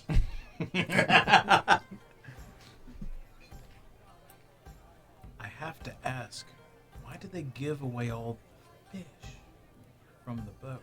You'd think they would try to sell them, as usual. They got more than just what they got here. It's a big haul, man. Huge haul. That's why they're so happy about it being saved. Like enough to think. I don't know how long. I don't know. Maybe like. How long would it be? We think that haul was? How many months fish is that, or is it even that long? It wouldn't be months. It's probably a good. I would say probably at least 1 month though. A whole month of fishing just done. One boat all at once. So it's a kind of a big deal. Yeah, he's gonna drive down my prices that I get from selling my stuff. Oh, that's true. Because that's how you make your money too, isn't it? For now, yes. But you don't work for. You work for yourself, right? You just see me giving death glares. I just met you. What is wrong here? You should get into niche fish. Corner the market for really specialties. Niche. You mean niche? Yeah, I thought you said niche like with a T, but I think it's it means Niche. Like niche fish. I misunderstood. Excuse me. I'm not from around here. It's my I'm not either. I'm not from here. Why are you staring at me like? I'm not staring at you. I'm staring at him. Oh. You're, no, look, so look, you isn't never this gave crazy? me- And I'll just wave my gloves around for a moment. It's how we first met. Remember? That's this again. And you see my eyes just get bigger and bigger. Get serious bruh vibes. Oh, you told me to. Oh, that's right. And Aiden, are you okay? I'll lean forward on the table and have my hands like under the table now for a bit. I forgot. Oh, You told me I discretion. shouldn't do that. I think you worry too much, but I'll take your word for it. I'm just enjoying my little fish bites over here. Since we're just throwing everything out, are you a worrier, or are you worried someone's gonna attack the hero of Saltmarsh with his gloves? No. Okay. I'm genuinely not. Oh, then why'd you want to put away? You just look a little too nice for the crowd, I think. Yeah, but look at what you have on. Yeah, that is a priceless My outfit. amulet. Oh, Yeah, and you have nice clothes and everything. We're like, we work here. it's just a necklace. Don't you guys have something to worship your god? I don't really do that. I mean, there's Vulcan. Exactly. Yeah, That guy, but I don't know many of the other ones really. I mean, he's the only one that matters. Oh, so you support him? Oh, that's wild. I know I think there's a temple here, and there's a temple out on one of the islands too. I think a bit far out. You don't know about that one, do you? She does now. I do now. Oh, so you didn't before? Oh, Well, okay, well, you Is know, it secret? not a lot of people have heard of it. It's weird, man. my job is, you know, I heal people on the boats if something happens to them. Mm. Doesn't mean I exactly like to be on the boats. But, you know, it's an honest living. I'm gonna think back to my 20 years of time. I run into a lot of clerics on boats and stuff like that. It just strikes me Sometimes as I a do little help in the unusual kitchens. to Make a history check. You got I really do that. You don't know that I'm pondering this in my head. So I'll try to get your attention. I kind of give It's like, not great. 7. 7. It's hard to say. I mean, you know, there's always at least some kind of medic on board. You know, they have medics at the docks a lot of times. You're not sure if they're normally using magic or more practical Right. means of medicine, but yeah, everything is just a little fuzzy.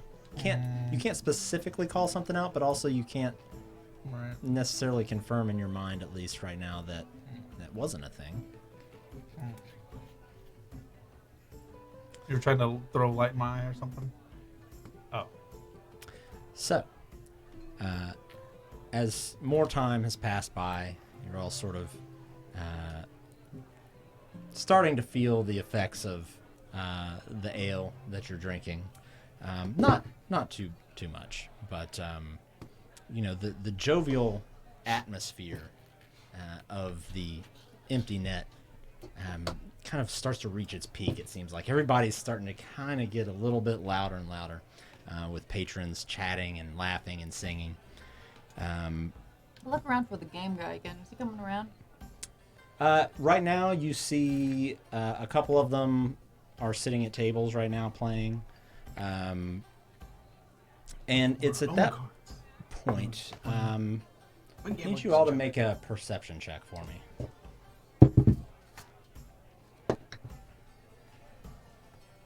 15. 10.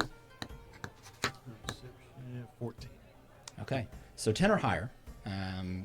You hear a kind of a crash almost come from the back room, back from behind the bar. What are you guys looking at? Whoa, what was that? Something's going on over there. I'll stand up and look. Does it look like someone just dropped dishes or something? Or It's like closed off. You can't see. You just kind of heard. It sounded like dishes, plates, kind of crashing and breaking. Is anybody applauding? Because that's what you do at Apple. No, nobody's applauding. You see a few That may be people serious. have kind of looked that way, and they're kind of waiting to see if Right. anybody comes out or like what it was. does anyone go in or out at that point? Or fire Come on coming out or something. Like, No. Anyone seem concerned? Miss Halen, should I? thought you said you didn't work here. No, he does work. Oh, you do work here. Yeah, he said earlier. Does this happen all the time? Go, you may want to check that, man. It's That a sounds busy serious. night. And it's about that time you actually hear a scream Oh. come from the back. No perception check required. I don't like that. And I get to my feet. immediately and start heading that way. Moments later, through the kitchen doors, Oh, shit. multiple swarms of rats pour out, their beady eyes gleaming with hunger and madness.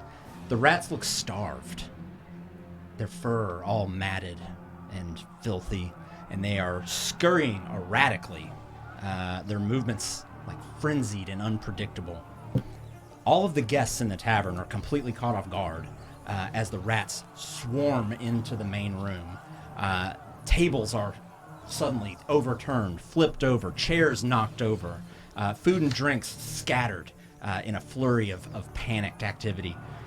The rats waste no time in attacking the nearest targets, Oh, jeez. the guests of the party. They're hopping onto arms, legs, and bodies, biting and scratching with sharp teeth and claws. The scene instantly chaotic and unsettling as the air is filled with the sound of shrill squeaking and the hissing from the rats and the cries of the panicked guests. The once pleasant atmosphere of the tavern is now a frantic battleground as these crazed rats continue their assault on both the guests and the remaining food in a frenzy of hunger-driven aggression. I need everyone to roll initiative. Ooh, jeez. It's time to stomp some rats. Yeah, it is. Hope y'all brought your cleave abilities. I sure as shit didn't. No. One rat at a time, baby. Let's do it. One rat at a time. Oh. First set. Hey, it's us.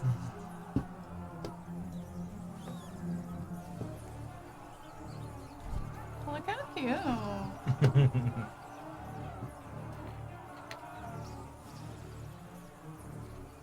Oh, Nice. part 2. That must be the back area.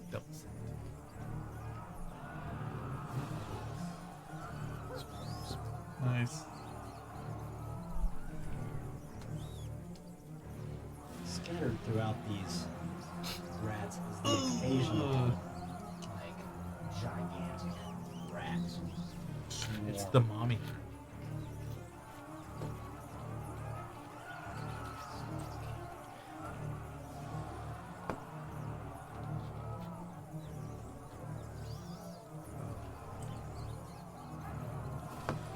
it the RUSS? Yeah. It runs of unusual size.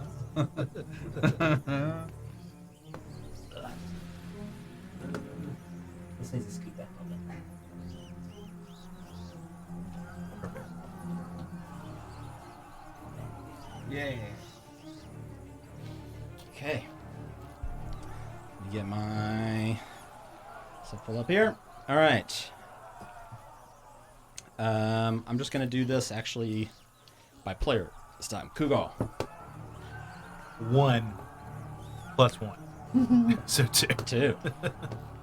Redimir. 16. Aelin. 10. Coulter. 12.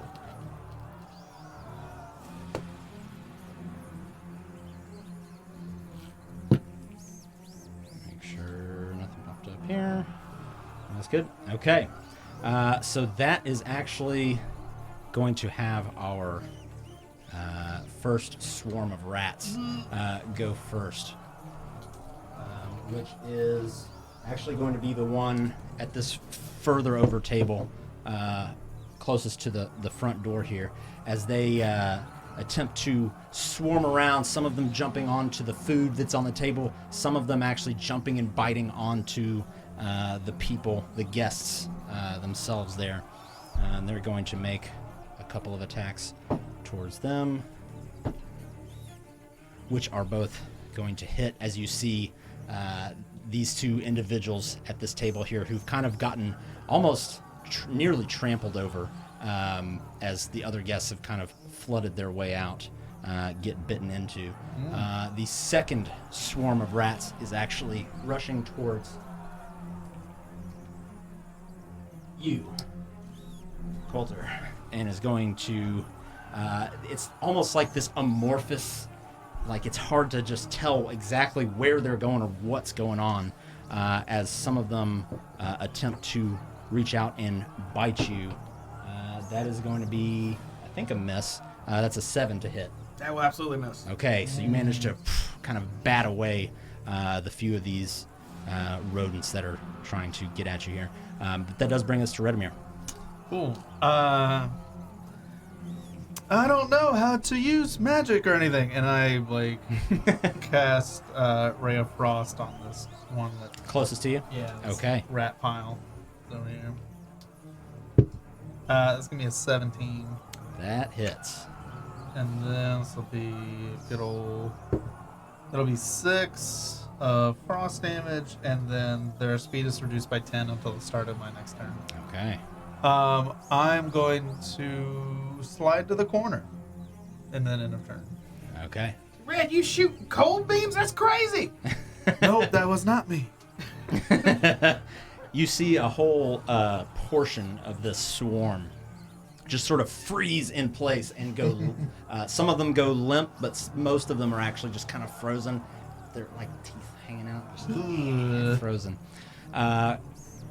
End of turn. End of turn. Colt.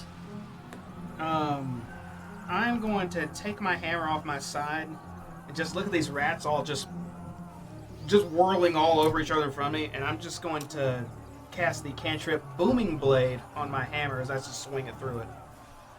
Wow. Okay. That's awesome. That I brandish a melee weapon, use the spell it's casting to make a melee attack against any creature within 5 feet of me, one creature within 5 feet of me. On hit, it's going to suffer some extra stuff, but I got to see if I hit it first. Okay.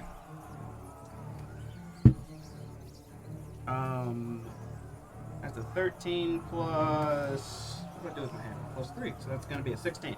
That hits. Okay, so when my hammer slams into it, it's reverberating with like some sound and thunder energy. As Okay. they're going to take.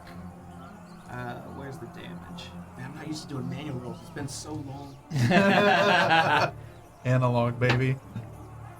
The rat swarm's going to take 2 bludgeoning damage, followed up by, I think it's 1d8 thunder damage. 7 thunder damage. Okay. Wow. You arc your hammer through this swarm of rats and manage to make contact with just a couple of them, but that's enough to kind of set off this kind of follow-up like force almost that just exudes itself from your your hammer, and you see at least 4 or 5 rats just go, just kind of fly off into the distance in an explosion of matted fur and teeth. I'm gonna stand my ground if there's still more rats around. Try to keep their attention. There is. Aelin. So when attacking the horde of them, can you make a spell attack against the horde? Yeah, you're kind of just shooting at this mass of rats. Okay. With the one rat in front of us, then, I would like to cast Sacred Flame on it, Okay. and it needs to make a Dexterity saving throw. Okay.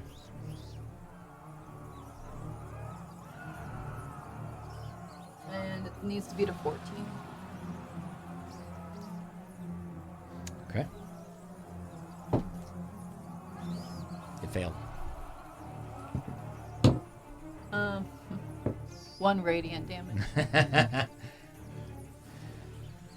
You see Aelin sort of grab her necklace and close her eyes for just a moment and outstretch her hand and clasp it. And when she does, you see, albeit a small one, a bit of radiant energy actually shimmer through the horde of rats in front of you and sort of coalesce onto one and just pop it. And this rat just explodes. I just do this to myself. Get out of it, character. I mean, Aelin. Had a drink or two. Yeah. End of turn? End of turn. Okay. That is going to bring us to one of the giant rats, which is going to run across the horde of rats here, jump up onto the table, and is going to jump at you, Kugal, and attempt to bite at you.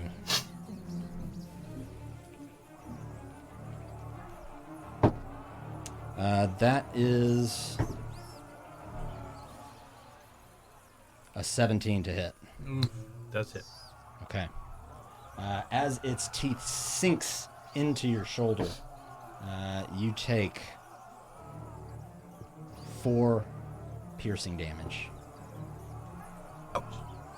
That's going to bring us to the other giant rat, which is going to run towards this guy and jump towards him and make another bite attack, which is definitely going to hit for 6 damage, as this thing actually kind of scurries up his back and bites right into the back of his neck. You hear him let out a loud yell, but he is right now in the midst of kind of struggling to grab it and pull it off his neck. But that does bring us to your turn, Kugal. So I'm going to kind of whip my staff around and just try to give it a good hard jab right into it. Okay. You can attack roll. 3 plus 4, 7. That is going to miss, as this rat sort of is just scurrying He's moving around a like bunch. crazy. Missed. Anything else? Bonus action or movement, anything like that? I would like to move around to the closer to the table. I have 30 feet. Okay. So you can do that. So close. As long as you don't leave the melee range of that rat, he will not get a free attack on you. But he's Otherwise, right he up would on get me. he would get an attack of opportunity if you leave his reach, essentially. I'll stay put. Okay. I don't have the HP to move right. That's going to bring us back to this first swarm of rats over here on the left-hand side, which is going to swarm over further on the table there and try and attack the guest there. You see the woman there actually manage to use a chair to swat away some of these rats as they try and leap at her, and she manages to defend herself. But this other swarm is now sort of moving its way around you and now is actually occupying your space, Colt. That is a... Where is it here? 17 to hit. He's gonna hit.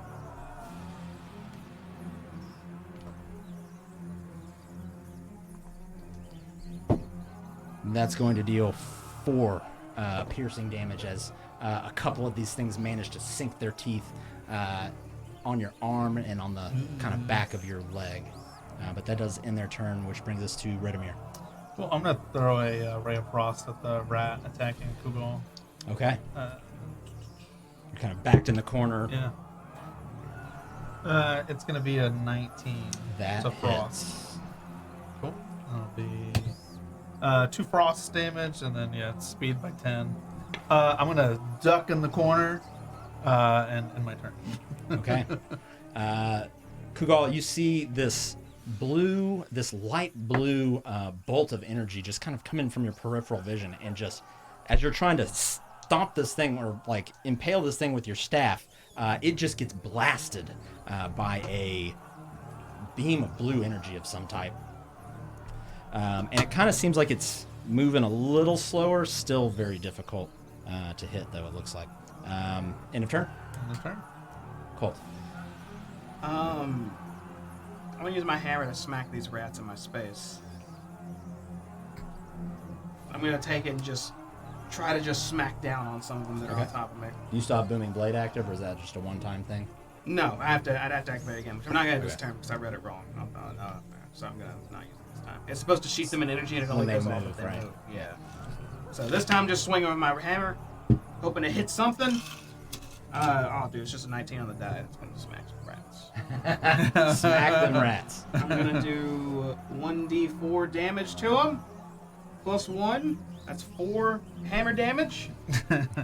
Yes, as you take another arcing swing with these things now at your feet, just all around you, swinging down, you see a chunk of rats just kind of go flying off into the wall to the side. And let me ask you this: I have 2 weapon fighting, so can I make an offhand strike with my bonus action?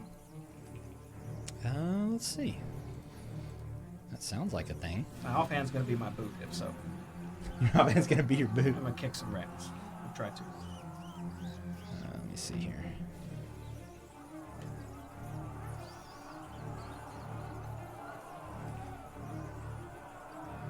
I think everybody has 2 weapon fighting, technically. I believe so.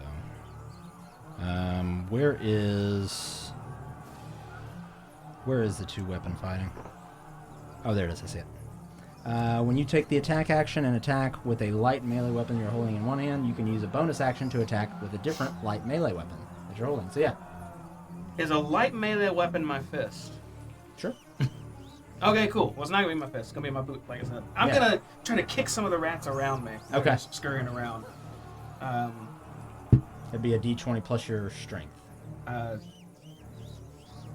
14. I believe that Stomp. that hits. Okay, I kick a rat for 2 damage. You get one more good rat, and it just and it actually rolls underneath the stage, and you lose sight of it. But no way, every bone in that thing's body isn't broken. I'll spend You my kick the time shit out of it. just dealing with this swarm that's on me. Okay, Aelin.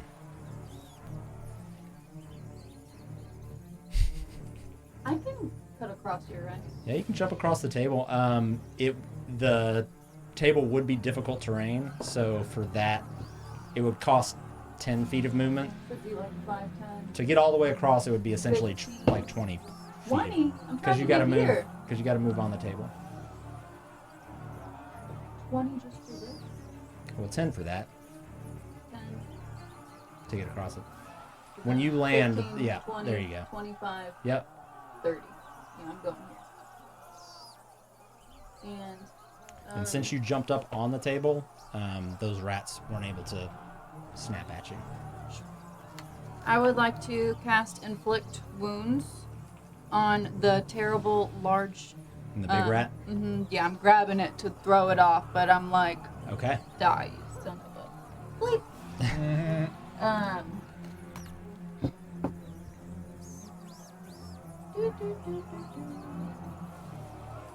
I'm just looking at my plussy real quick, so sorry. It's a 17 to hit, sir. That hits. Kill the rat, please. How many big rats are there? 2? 2 that you can see, yeah. The one on our table. You can still hear. I mean, it's chaotic everywhere, and there's people climbing over each other to get out of here. But it does sound like there's still like yelling and screaming coming from the back room still as well.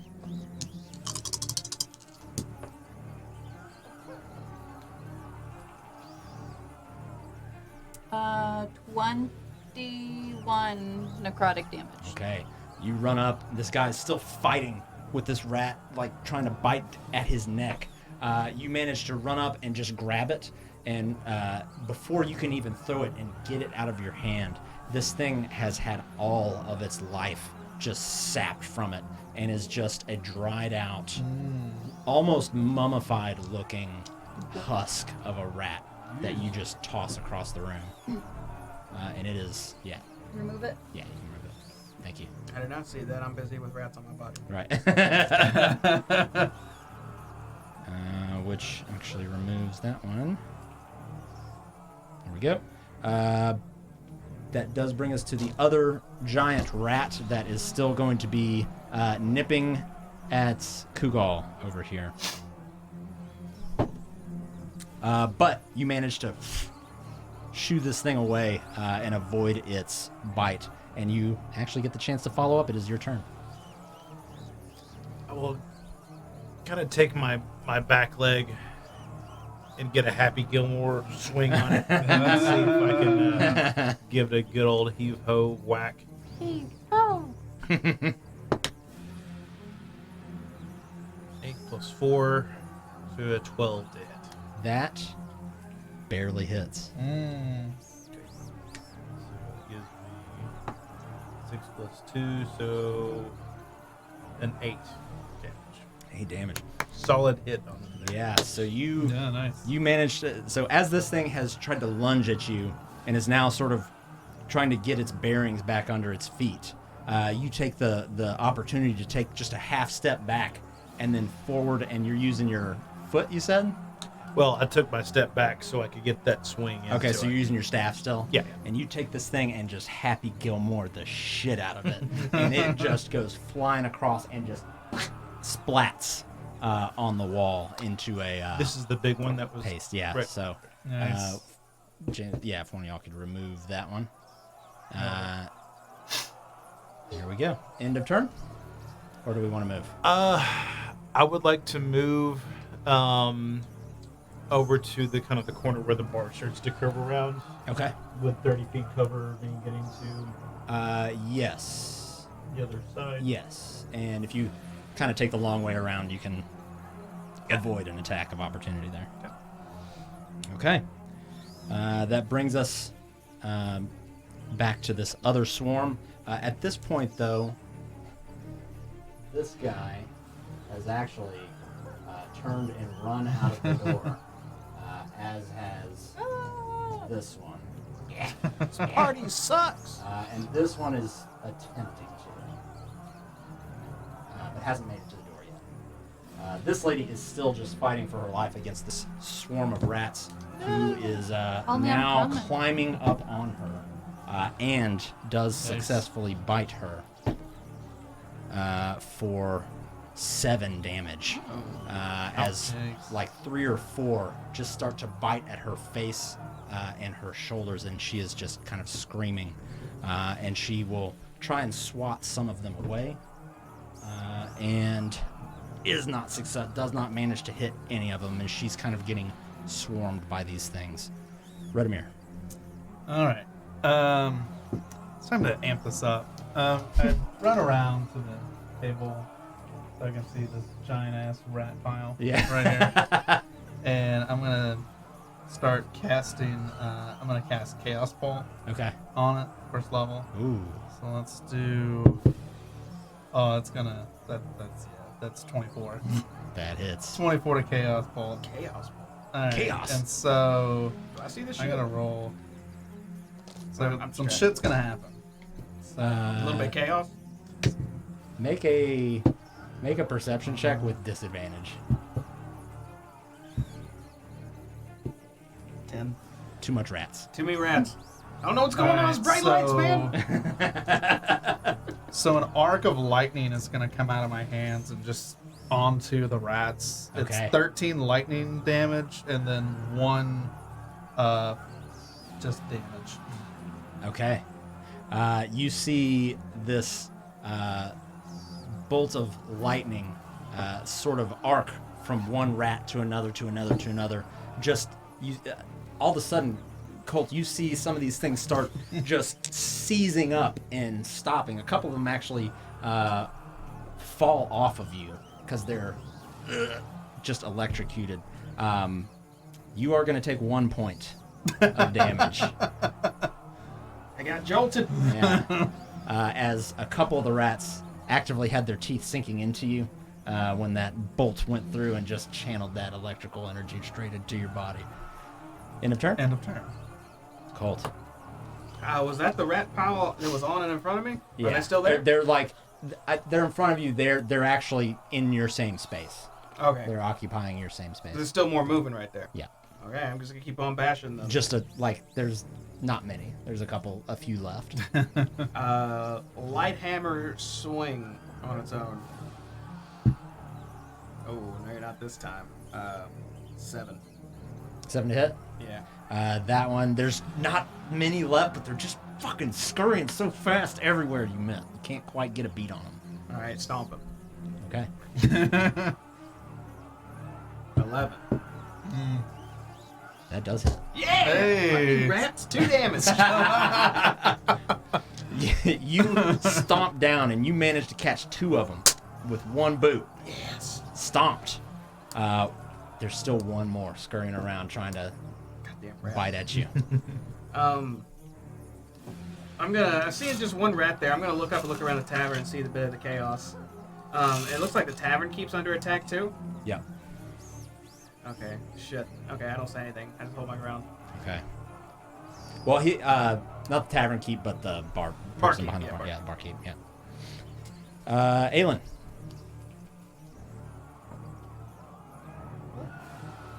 I come to help this poor woman. Being swarmed.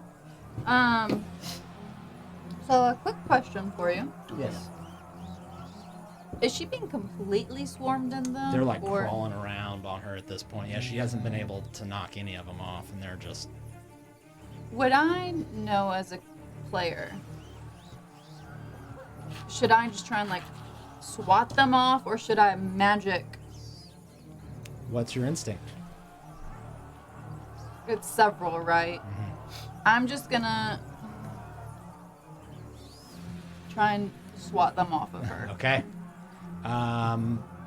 If you're just trying to pull them off of her, I would say just make an unarmed attack, which is just going to be a d20 plus your strength.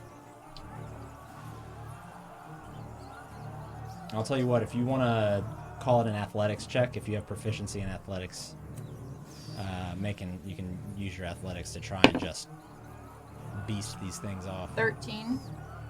Yeah, that's going to be a hit as you go up and tell you what, roll a d8.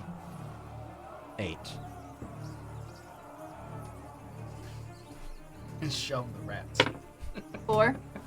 As you run up and just manage to scrape off 4 of these rats clinging to her and throw them to the ground, and she's able to kind of get her bearings a little bit now. Good. End of turn? Yes. Okay. Can I kick a rat that fell? Let me take a Bonus action. Yeah, I wanna. Can I Kick do that? Do you have 2-weapon fighting? I have no idea. Let me Yeah, see. it would say if you go to your actions and scroll down, it would say bonus actions in combat. You do, yes, so you can.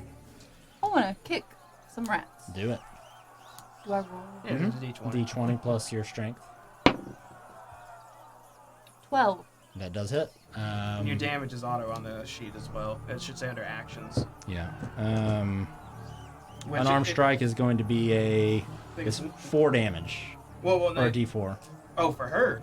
Mhm. Very strong lady. What is it? D4? Mm-hmm. 2. Okay.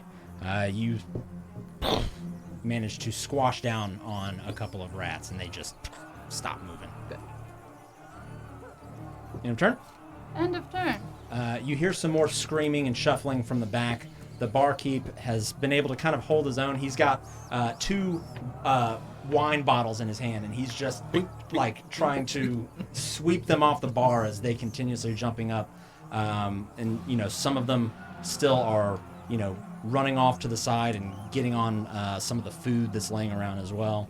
But that is going to bring us to Kugal. I would like to take one of the crates that I ran next to and see if I could pick it up and use it to just smash a horde, the ones that are still harassing us. Yeah, absolutely. Yeah, you run and grab this crate. Make just a D20 plus your strength. Again, because that was one spot. 15. Yeah, that hits. You pick up Nice. this crate and run over to the last single rat that's over there, and you see Colt is just trying to kick at this thing and swing at it, and it is just juking left and right every which way. He can't hit it, and you run up and just crash this. I'm talking, it's like a 3 foot by 3 foot crate down right on top of this rat as it shatters, and there is no more rat there. Is there anything in the crate? There was not. Oh, Damn, thanks, Kugal. You got him. I got you. End of turn.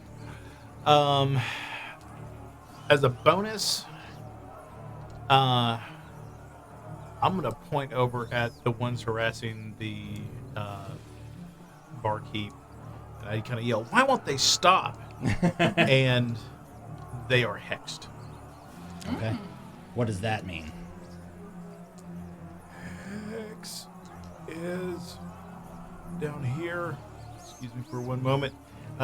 Place a curse on a creature that you can see within range. Until this spell ends, you can deal an extra 1d6 necrotic damage to the target whenever you hit it with an attack. Okay. Awesome. Perfect.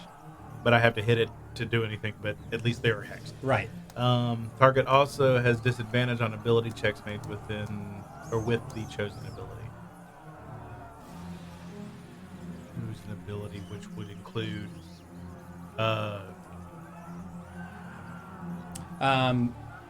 Yeah, I mean, is there so an it's ability not- that I hex it against? Yeah. So, like, if you would say, let's see, where is your hex? Let's see it. One ability, when you cast the spell, the target has disadvantage on ability checks. So you can say, basically, if it tries to make, a dexterity saving throw or a strength saving throw or something like that, it would have disadvantage on that. I will hex its dexterity. Okay. Yeah. All right. But I'm surprised that something happens by me telling them, why won't they stop? And something happens to them. Right. At this point, you see 3. You put these by the door. 3 town guards that have now bust in through the front door. Huzzah. We are saved. Yeah. We're we're off duty.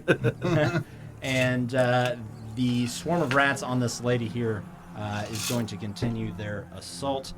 But because you were able to knock some of them off, she's actually able to deflect their bites and actually knock a few more off of them. Red brings us to you. Cool. I'm gonna run around this table. I'm gonna square up on these rats on the counter. And I'm gonna say, "Hey, duck down!" to the bartender. Okay. Hopefully he'll duck, and then I'm gonna throw some frosty rays Okay. at that swarm. That'll be 18 plus 6 That to hits. frost, and 1 frost damage. And their speed's reduced by 10. Okay. End of turn. You see one of the rats in there just kind of freeze and stop moving. Colt. I'm gonna see the town guard bust in, and look that way, and I will shout at them, "Hey, there's more people in the back that need help! You need to get back there!" As I'm taking out my one-hand little hand crossbow and aiming at some rats on the counter where the tavern keep is, or Okay. the barkeep, Yeah. and I'm gonna take a shot at him. That is a 16 to hit. That hits. Nice. And this thing does a little bit more damage. It's gonna do 6 piercing damage to that horde. Okay. As you see, quite a few rats just get fucking flung off of the counter as the bartender kind of dodges out of the way from all of this, just basically being flung towards his bar there. You said that was how much damage? 6. In return? No, I'm going to move a little bit. Because I'm going to start moving around. Yeah. Mike. Those, Hot Mike. those rats are dead, right? They are dead. Just a bunch of rat corpses over there. I'll move up 20 feet towards the counter. Because I'm loading another bolt into my one-hand crossbow. That's in the turn. Perfect. Yeah, that single bolt just pierced through like 4 of them, and then just the impact itself. So there's like a single bolt stuck into the top of the bar that's like got 4 shish kebab rats on it. But delicious for somebody. Aelin. They're not delicious for me. That was a coincidence. Are the rats still on the woman, or are they around? They're her? everywhere. They're on the floor. They're on her. They're on the table. They are everywhere. Wherever the majority of them are surrounded, I just want to cast Sacred Flame, and they need to make a Dex saving throw. Okay. They are going to succeed on that. I don't think they take any damage if they succeed, correct? Yeah, so there's just still so many of them moving around. It's hard for you to find your focus and figure out where you want to channel your spell. And when you finally do, you just can't quite get it to take. In a turn? Just want to kick one, maybe. Yeah. Just want to kick one. D20 plus your strength. Do a little river dance on him. Right. 16. That hits. 1. Okay, you kick one of them bastards right into the wall. Good. Okay. You hear some more commotion coming from the back room. Kugal.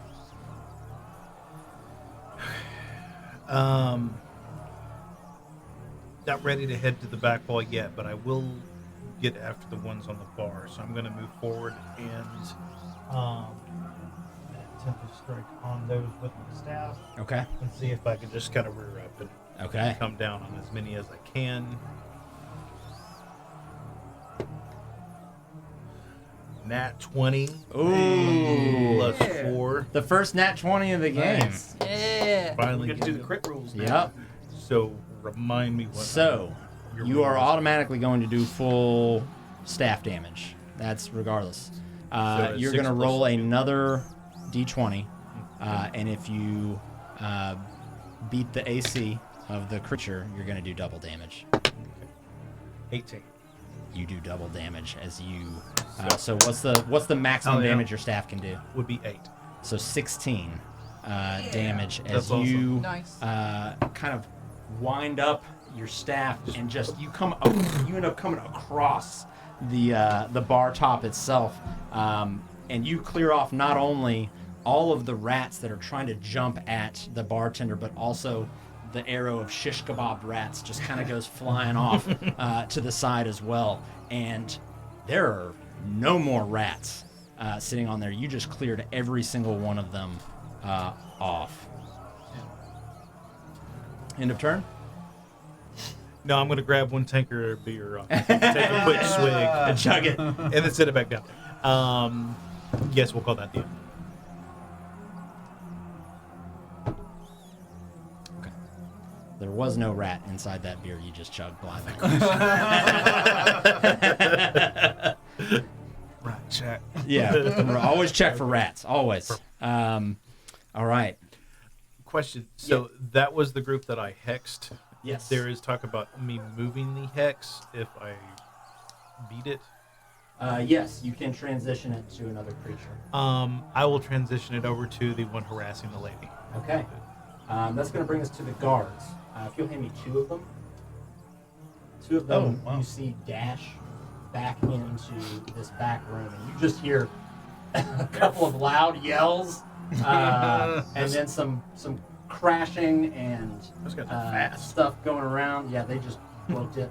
This one, if you'll move him up towards the lady right there, yep, is going to go up and try and knock some of those rats off of the lady there, which he is going to succeed at doing as he knocks another 4 rats onto the ground. And there are considerably less rats there now. Red. Alright.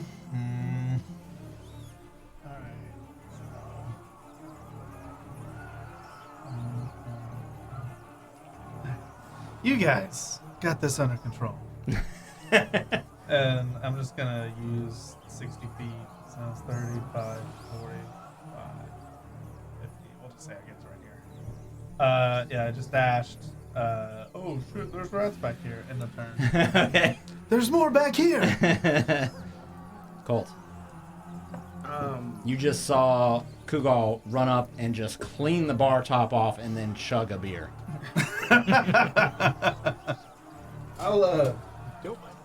I'll run past Kugo and kind of look at him for a moment and just think, man, is this that guy's a? And then before I say anything, I'm just rushing to the back. And I'm gonna do exactly what Redimir did. Yeah. 25, and as I reach him, I'm gonna say, "There's more back there, right?" Yes. And I'll ready a shot, but I can't do it right now. So that's Okay. the end of my turn. Aelin. Are there still a lot of... Not a lot. There's a few left. I try and do Sacred Flame again. Okay. Dex save, please. They succeed. Nothing happens. Well, I try and kick a few again. Okay. Why not? Make another kick. Yeah. 24. It's a hell of a kick.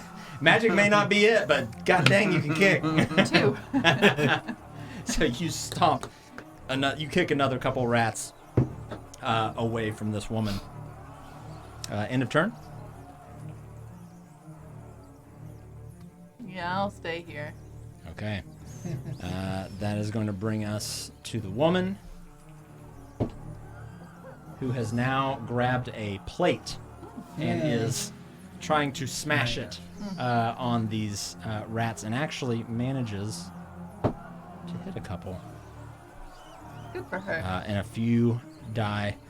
You see those other 2 individuals there towards the middle actually bolt out the door now as well.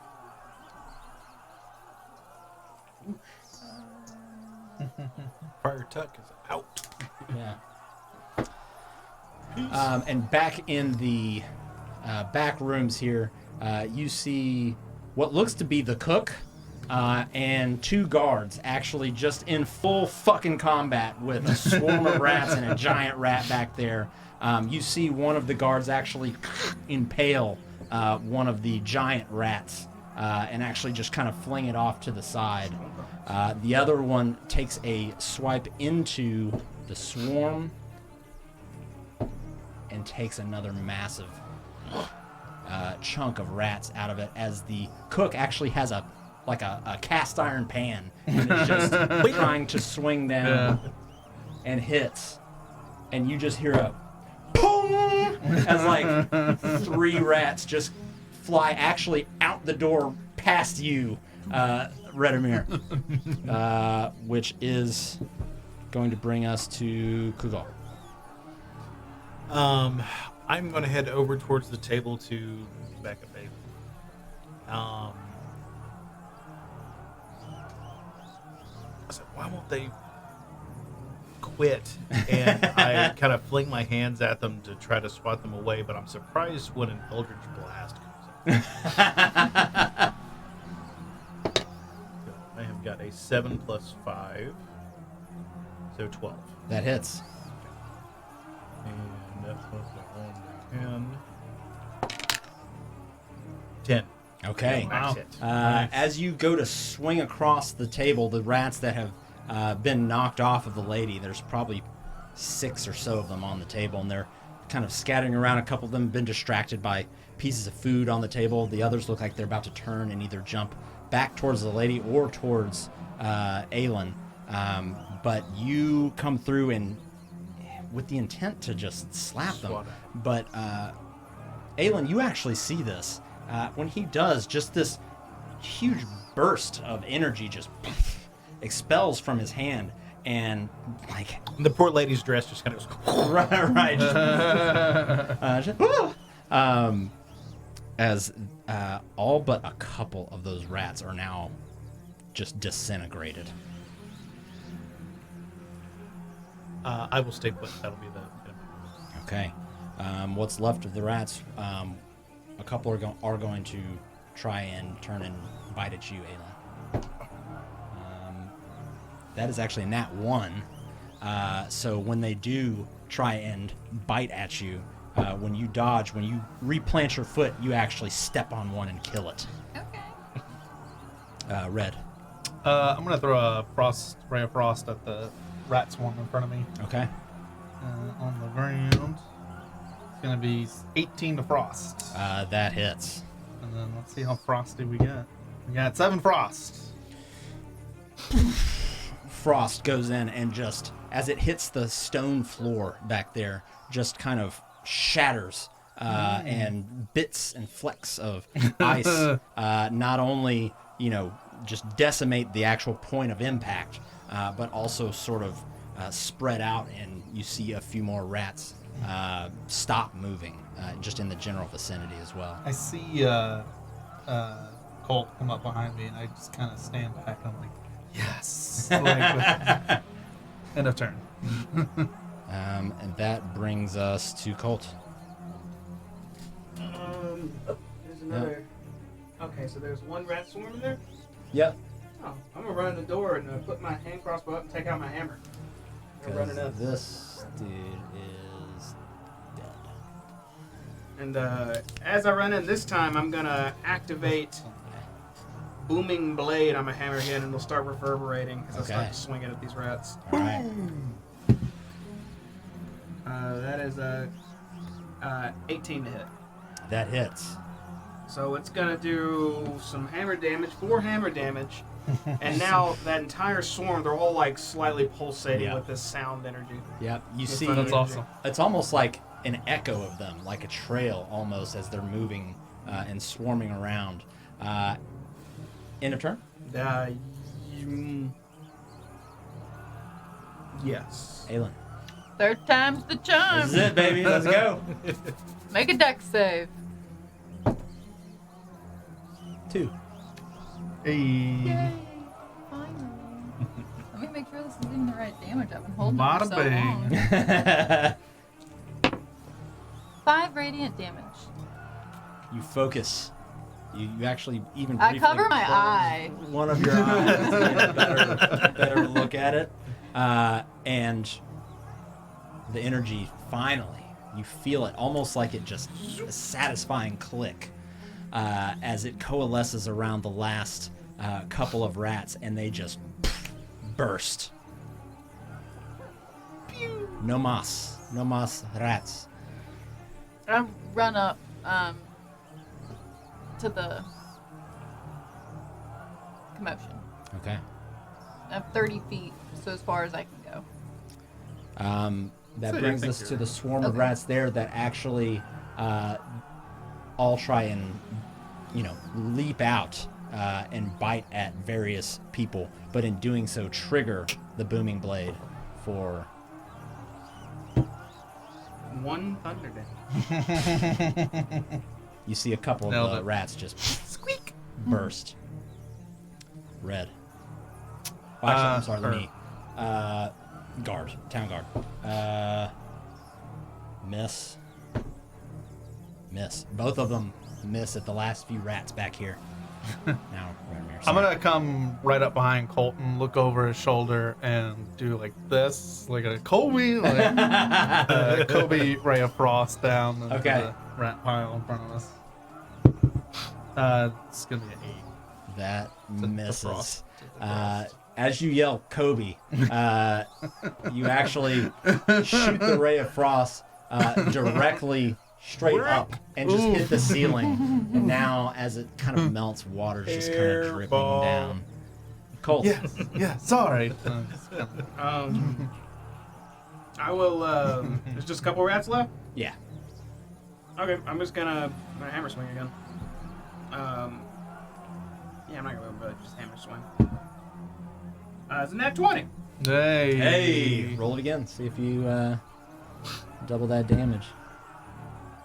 Just the number on the die. Mhm. 17. Yeah. So double damage. Nice. Maximum I gotta damage. roll. My max hammer damage is 5, so I smash him with 10. How would you like to Nice. finish these Hey. pieces of shit off? Just some speedy smashes. Like I kneel down, like pop one. Like whack-a-mole. Whack-a-mole. Whack-a-rat. So you kind of enter into the room almost with like an air of like, I got this, and then proceed to just get down on your knees and on one hand and just pop, pop, pop, pop, pop, as you kind of like push the guards out to the side, and they just kind of stand back and are just watching. But you manage to kill the very last one, and although there are still a few sounds of scurrying, and you see a couple rats, none of them, the ones that you see don't seem to be like ferocious per se, and most of them seem to be just terrified and are trying to find a way to run out. You see now with the back door open there, the guards are trying to sort of usher the remaining ones out and sort of herd them out. But we're out of combat. I'd like to help the lady at the table who was hurt so much towards the door, calling out for some attention for her, some medical attention. Okay. And yeah, and as you go up to her, you can definitely see there's cuts, bites.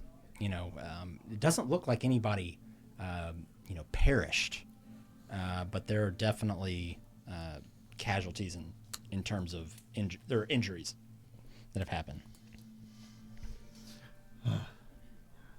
Does the lady look like she's about to like die?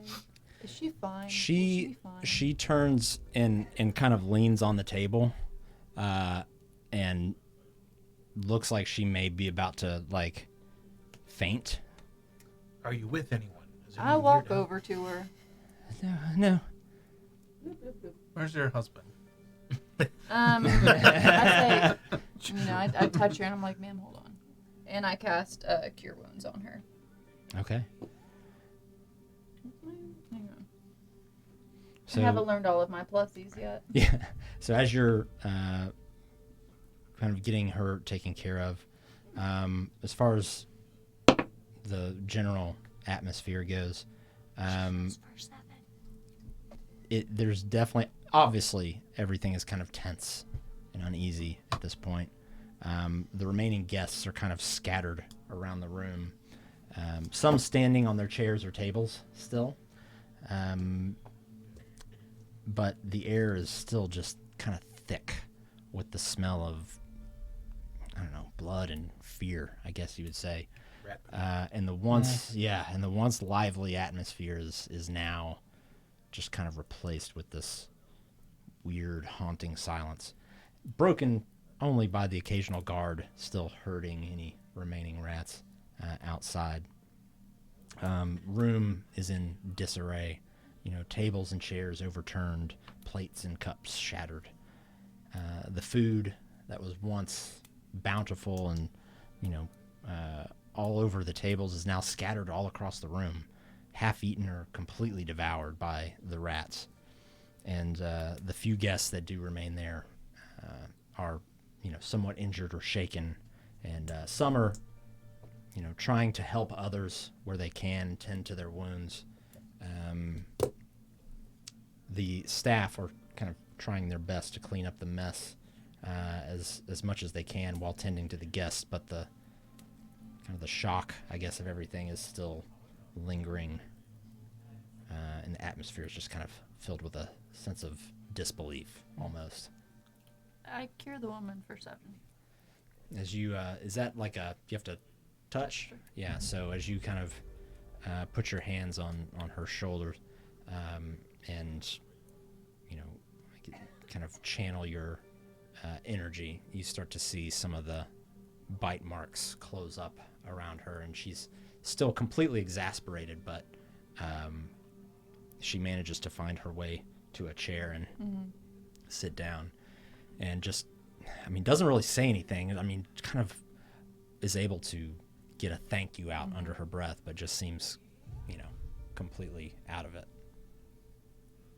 I'm gonna just look around for a moment, just look towards the chef and say, well, what in the hell, man? We heard a crash, and then where these things come from? You were back here with this, right?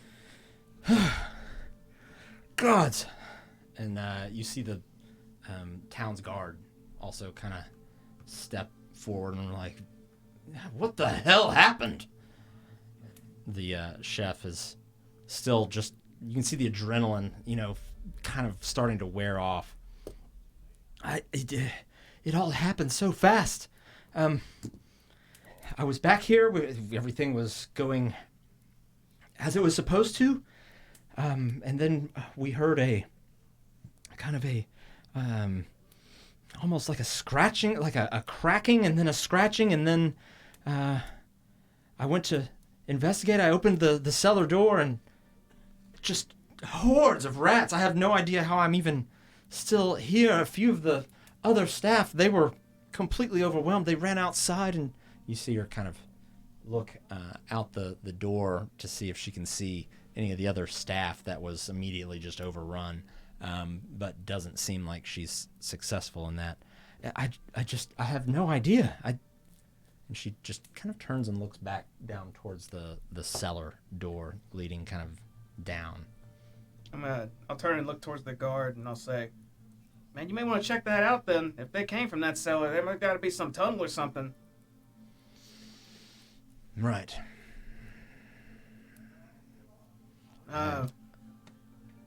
But there's a lot of rats. Yeah, it was a lot. Well, I'll tell you what. You know what? I can help with that. Hold on. I'm going to turn around and walk up to Redimir. I'll say, Redimir, you got cold hands. That was crazy. Yes. I'm worried there might be some more stuff happening here. This is not normal. This is not normal. I've been here for a long time. Tons of rats don't just come pouring out of cellars and killing everybody. Right. Yes. No, this is not normal. Red, you seem a little off right now, but that's okay. A lot of shit just happened. Hold on. Aylin, Kugal, you guys good? I'm all right. I'm gonna walk out and just survey the room too. Is anyone else like on the ground dead or anything? Nobody's dead. It doesn't look like anybody was killed. It was just a lot of biting, a lot of scratching, a lot of chaos, mostly. Can you guys come over for a minute? I'm gonna motion them towards the back. Ma'am, you'll be all right now. Thank We'll you. join them. And the guard that's over there is still kind of standing with her. And you see him start to kind of wrap and bandage the wounds that weren't closed up from the heel. Please use some antiseptic on those, sir. Aylin, I'm not sure what was going on, but you seem to hold your own out there. And Kugal, I saw you smash so many rats, it was ridiculous. I have a lot of experience. Well, I don't want to push my luck or anything, but could I borrow that experience for a moment? I'm kind of magicked out in a sense right now, but I mean, I'm kind of strong, I guess. So. Okay, perfect. Because I know where those rats came from, and I'm gonna investigate it. Because that's not something you leave untouched for more than a minute after it happens. Would y'all come with me? Sure. Yeah. I know Red's already in. We're like best buddies. You see the down for other an guard, not the one that you initially talked to, but the other one, kind of standing there. The hero of Saltmarsh at it again. Yes. Look, that is... He is a hero. He is the hero. I am not a damn... I'm just doing what anyone... Y'all would do it too. If I would... Look, we just need to go. I don't care about this. I don't care about this. We need to go. And you're coming too, right? Guard man? Which one are you looking at? All both of them. I'm pointing at both of them. The one that's like looking at. She's like, yeah. The other one's like, I don't don't do rats. I didn't expect to walk in here. This was fight or flight. I would never force someone to do what they don't want to do, whether it be giving a speech or walking into a dark cellar where thousands of rats came from. So that's fine. You do you. So you all are good with this, right? Where's the cellar? You look like it's right. There's like a hatch on the Oh. floor that with a narrow staircase that leads down. Throw it open. Well, I mean, it's already. Oh, it's already open. Yeah. It's dark. It's dimly lit down there. It's not pitch black. if y'all, then yeah, let's go. I'm going now. I'll peek in and see what's going on down there. Yeah. So the Looky-loo. I'll grab a torch from the wall before yeah. we start to head that way. I take a torch out from my bag and it's not lit, but I just cast light on it, Okay. And now it's lit. and now it's lit. And you see kind of this radiant light start to emanate off of the unlit torch that Aylin's holding in her hand. Oh, that is kind of neat. It's a torch that's not lit. That's lit. That's That's That way lit. I don't have to carry a bunch lit, of them fam. anymore. I just only carry one, and it's not so heavy. That's good. I'm glad you're with us because I cannot see anything in the darkness. And Neither it looks can really I. dark down there. Yeah. So I guess that means you take a point. I'm right behind you. Okay. I trust your will- judgment. Yes, yes. hero. I will stand behind you because you're strong. I'm just look. I'm not strong, That's, but sure, let's go. I saw you arm wrestle a man almost 2 times your size. What do you mean you ain't strong? You almost ripped his arm off. I don't know what you guys are talking about. And I just start walking down. So you see Aylin descend down the staircase Maybe it was into luck. the cellar. I'm just kind of talking to What's the marching order, Aylin? Hang on a second. Second, Kugo, you wanna take one more point forward? Got it. I go with last. and then the No, other guard follows you. I go in with the guard. We go together. Yeah. Okay. And that's where we're gonna call it tonight. Hey. Heading down into the cellar to see what happened. I'll do some investigating. The Rat King. Yes, the kid. Is King Rat down there? Very good. Oh wow, we made it. We did it. We made it did. through our first Yes. session. How's everybody? What do we think? How we doing? That was fun. What do I the did- viewers say? A lot of unexpected things happening. That's for sure. Speech We got the time. hero of Saltmarsh Fucking heroes. So much stuff. posing everybody to fight, rallying the troops. We need to get this guy a medal. Have like HOSM on it or something. Colt Have like wants, the Star Wars ceremony at the end. Yeah. Stand up on top of the steps. Colt That's right. wants to do the best for his town. It's simple as. And when there's a ton of rats coming out of a cellar and there might be some core point, he's just immediately just, no, that's Colt. no, I'm going. Should have been like cult for mayor. We need to make T-shirts. Yeah, we need merchandising. See, there's the money. Merchandising. Get his face on shirts. I'm a hero too. And like, Business opportunities left and right. I've got an idea. I went to the empty net and all I got was a shitty t-shirt. Well, yeah. So that's it for this session. For session 1, yeah. under the belt. First one knocked out. Bucks. Feel like it went pretty good. Thank you all for joining us. One change that we are making to this campaign is it is going to be bi-weekly instead of weekly. So we will not be here next Friday, but we'll be here the following Friday to pick up right here where we left off. Eventually, the alternate Fridays will be his other campaign, Other in-person camp. other in-person campaign in this room. So we will eventually be here every Friday, just alternating campaigns. But with that, does anybody have anything before we go?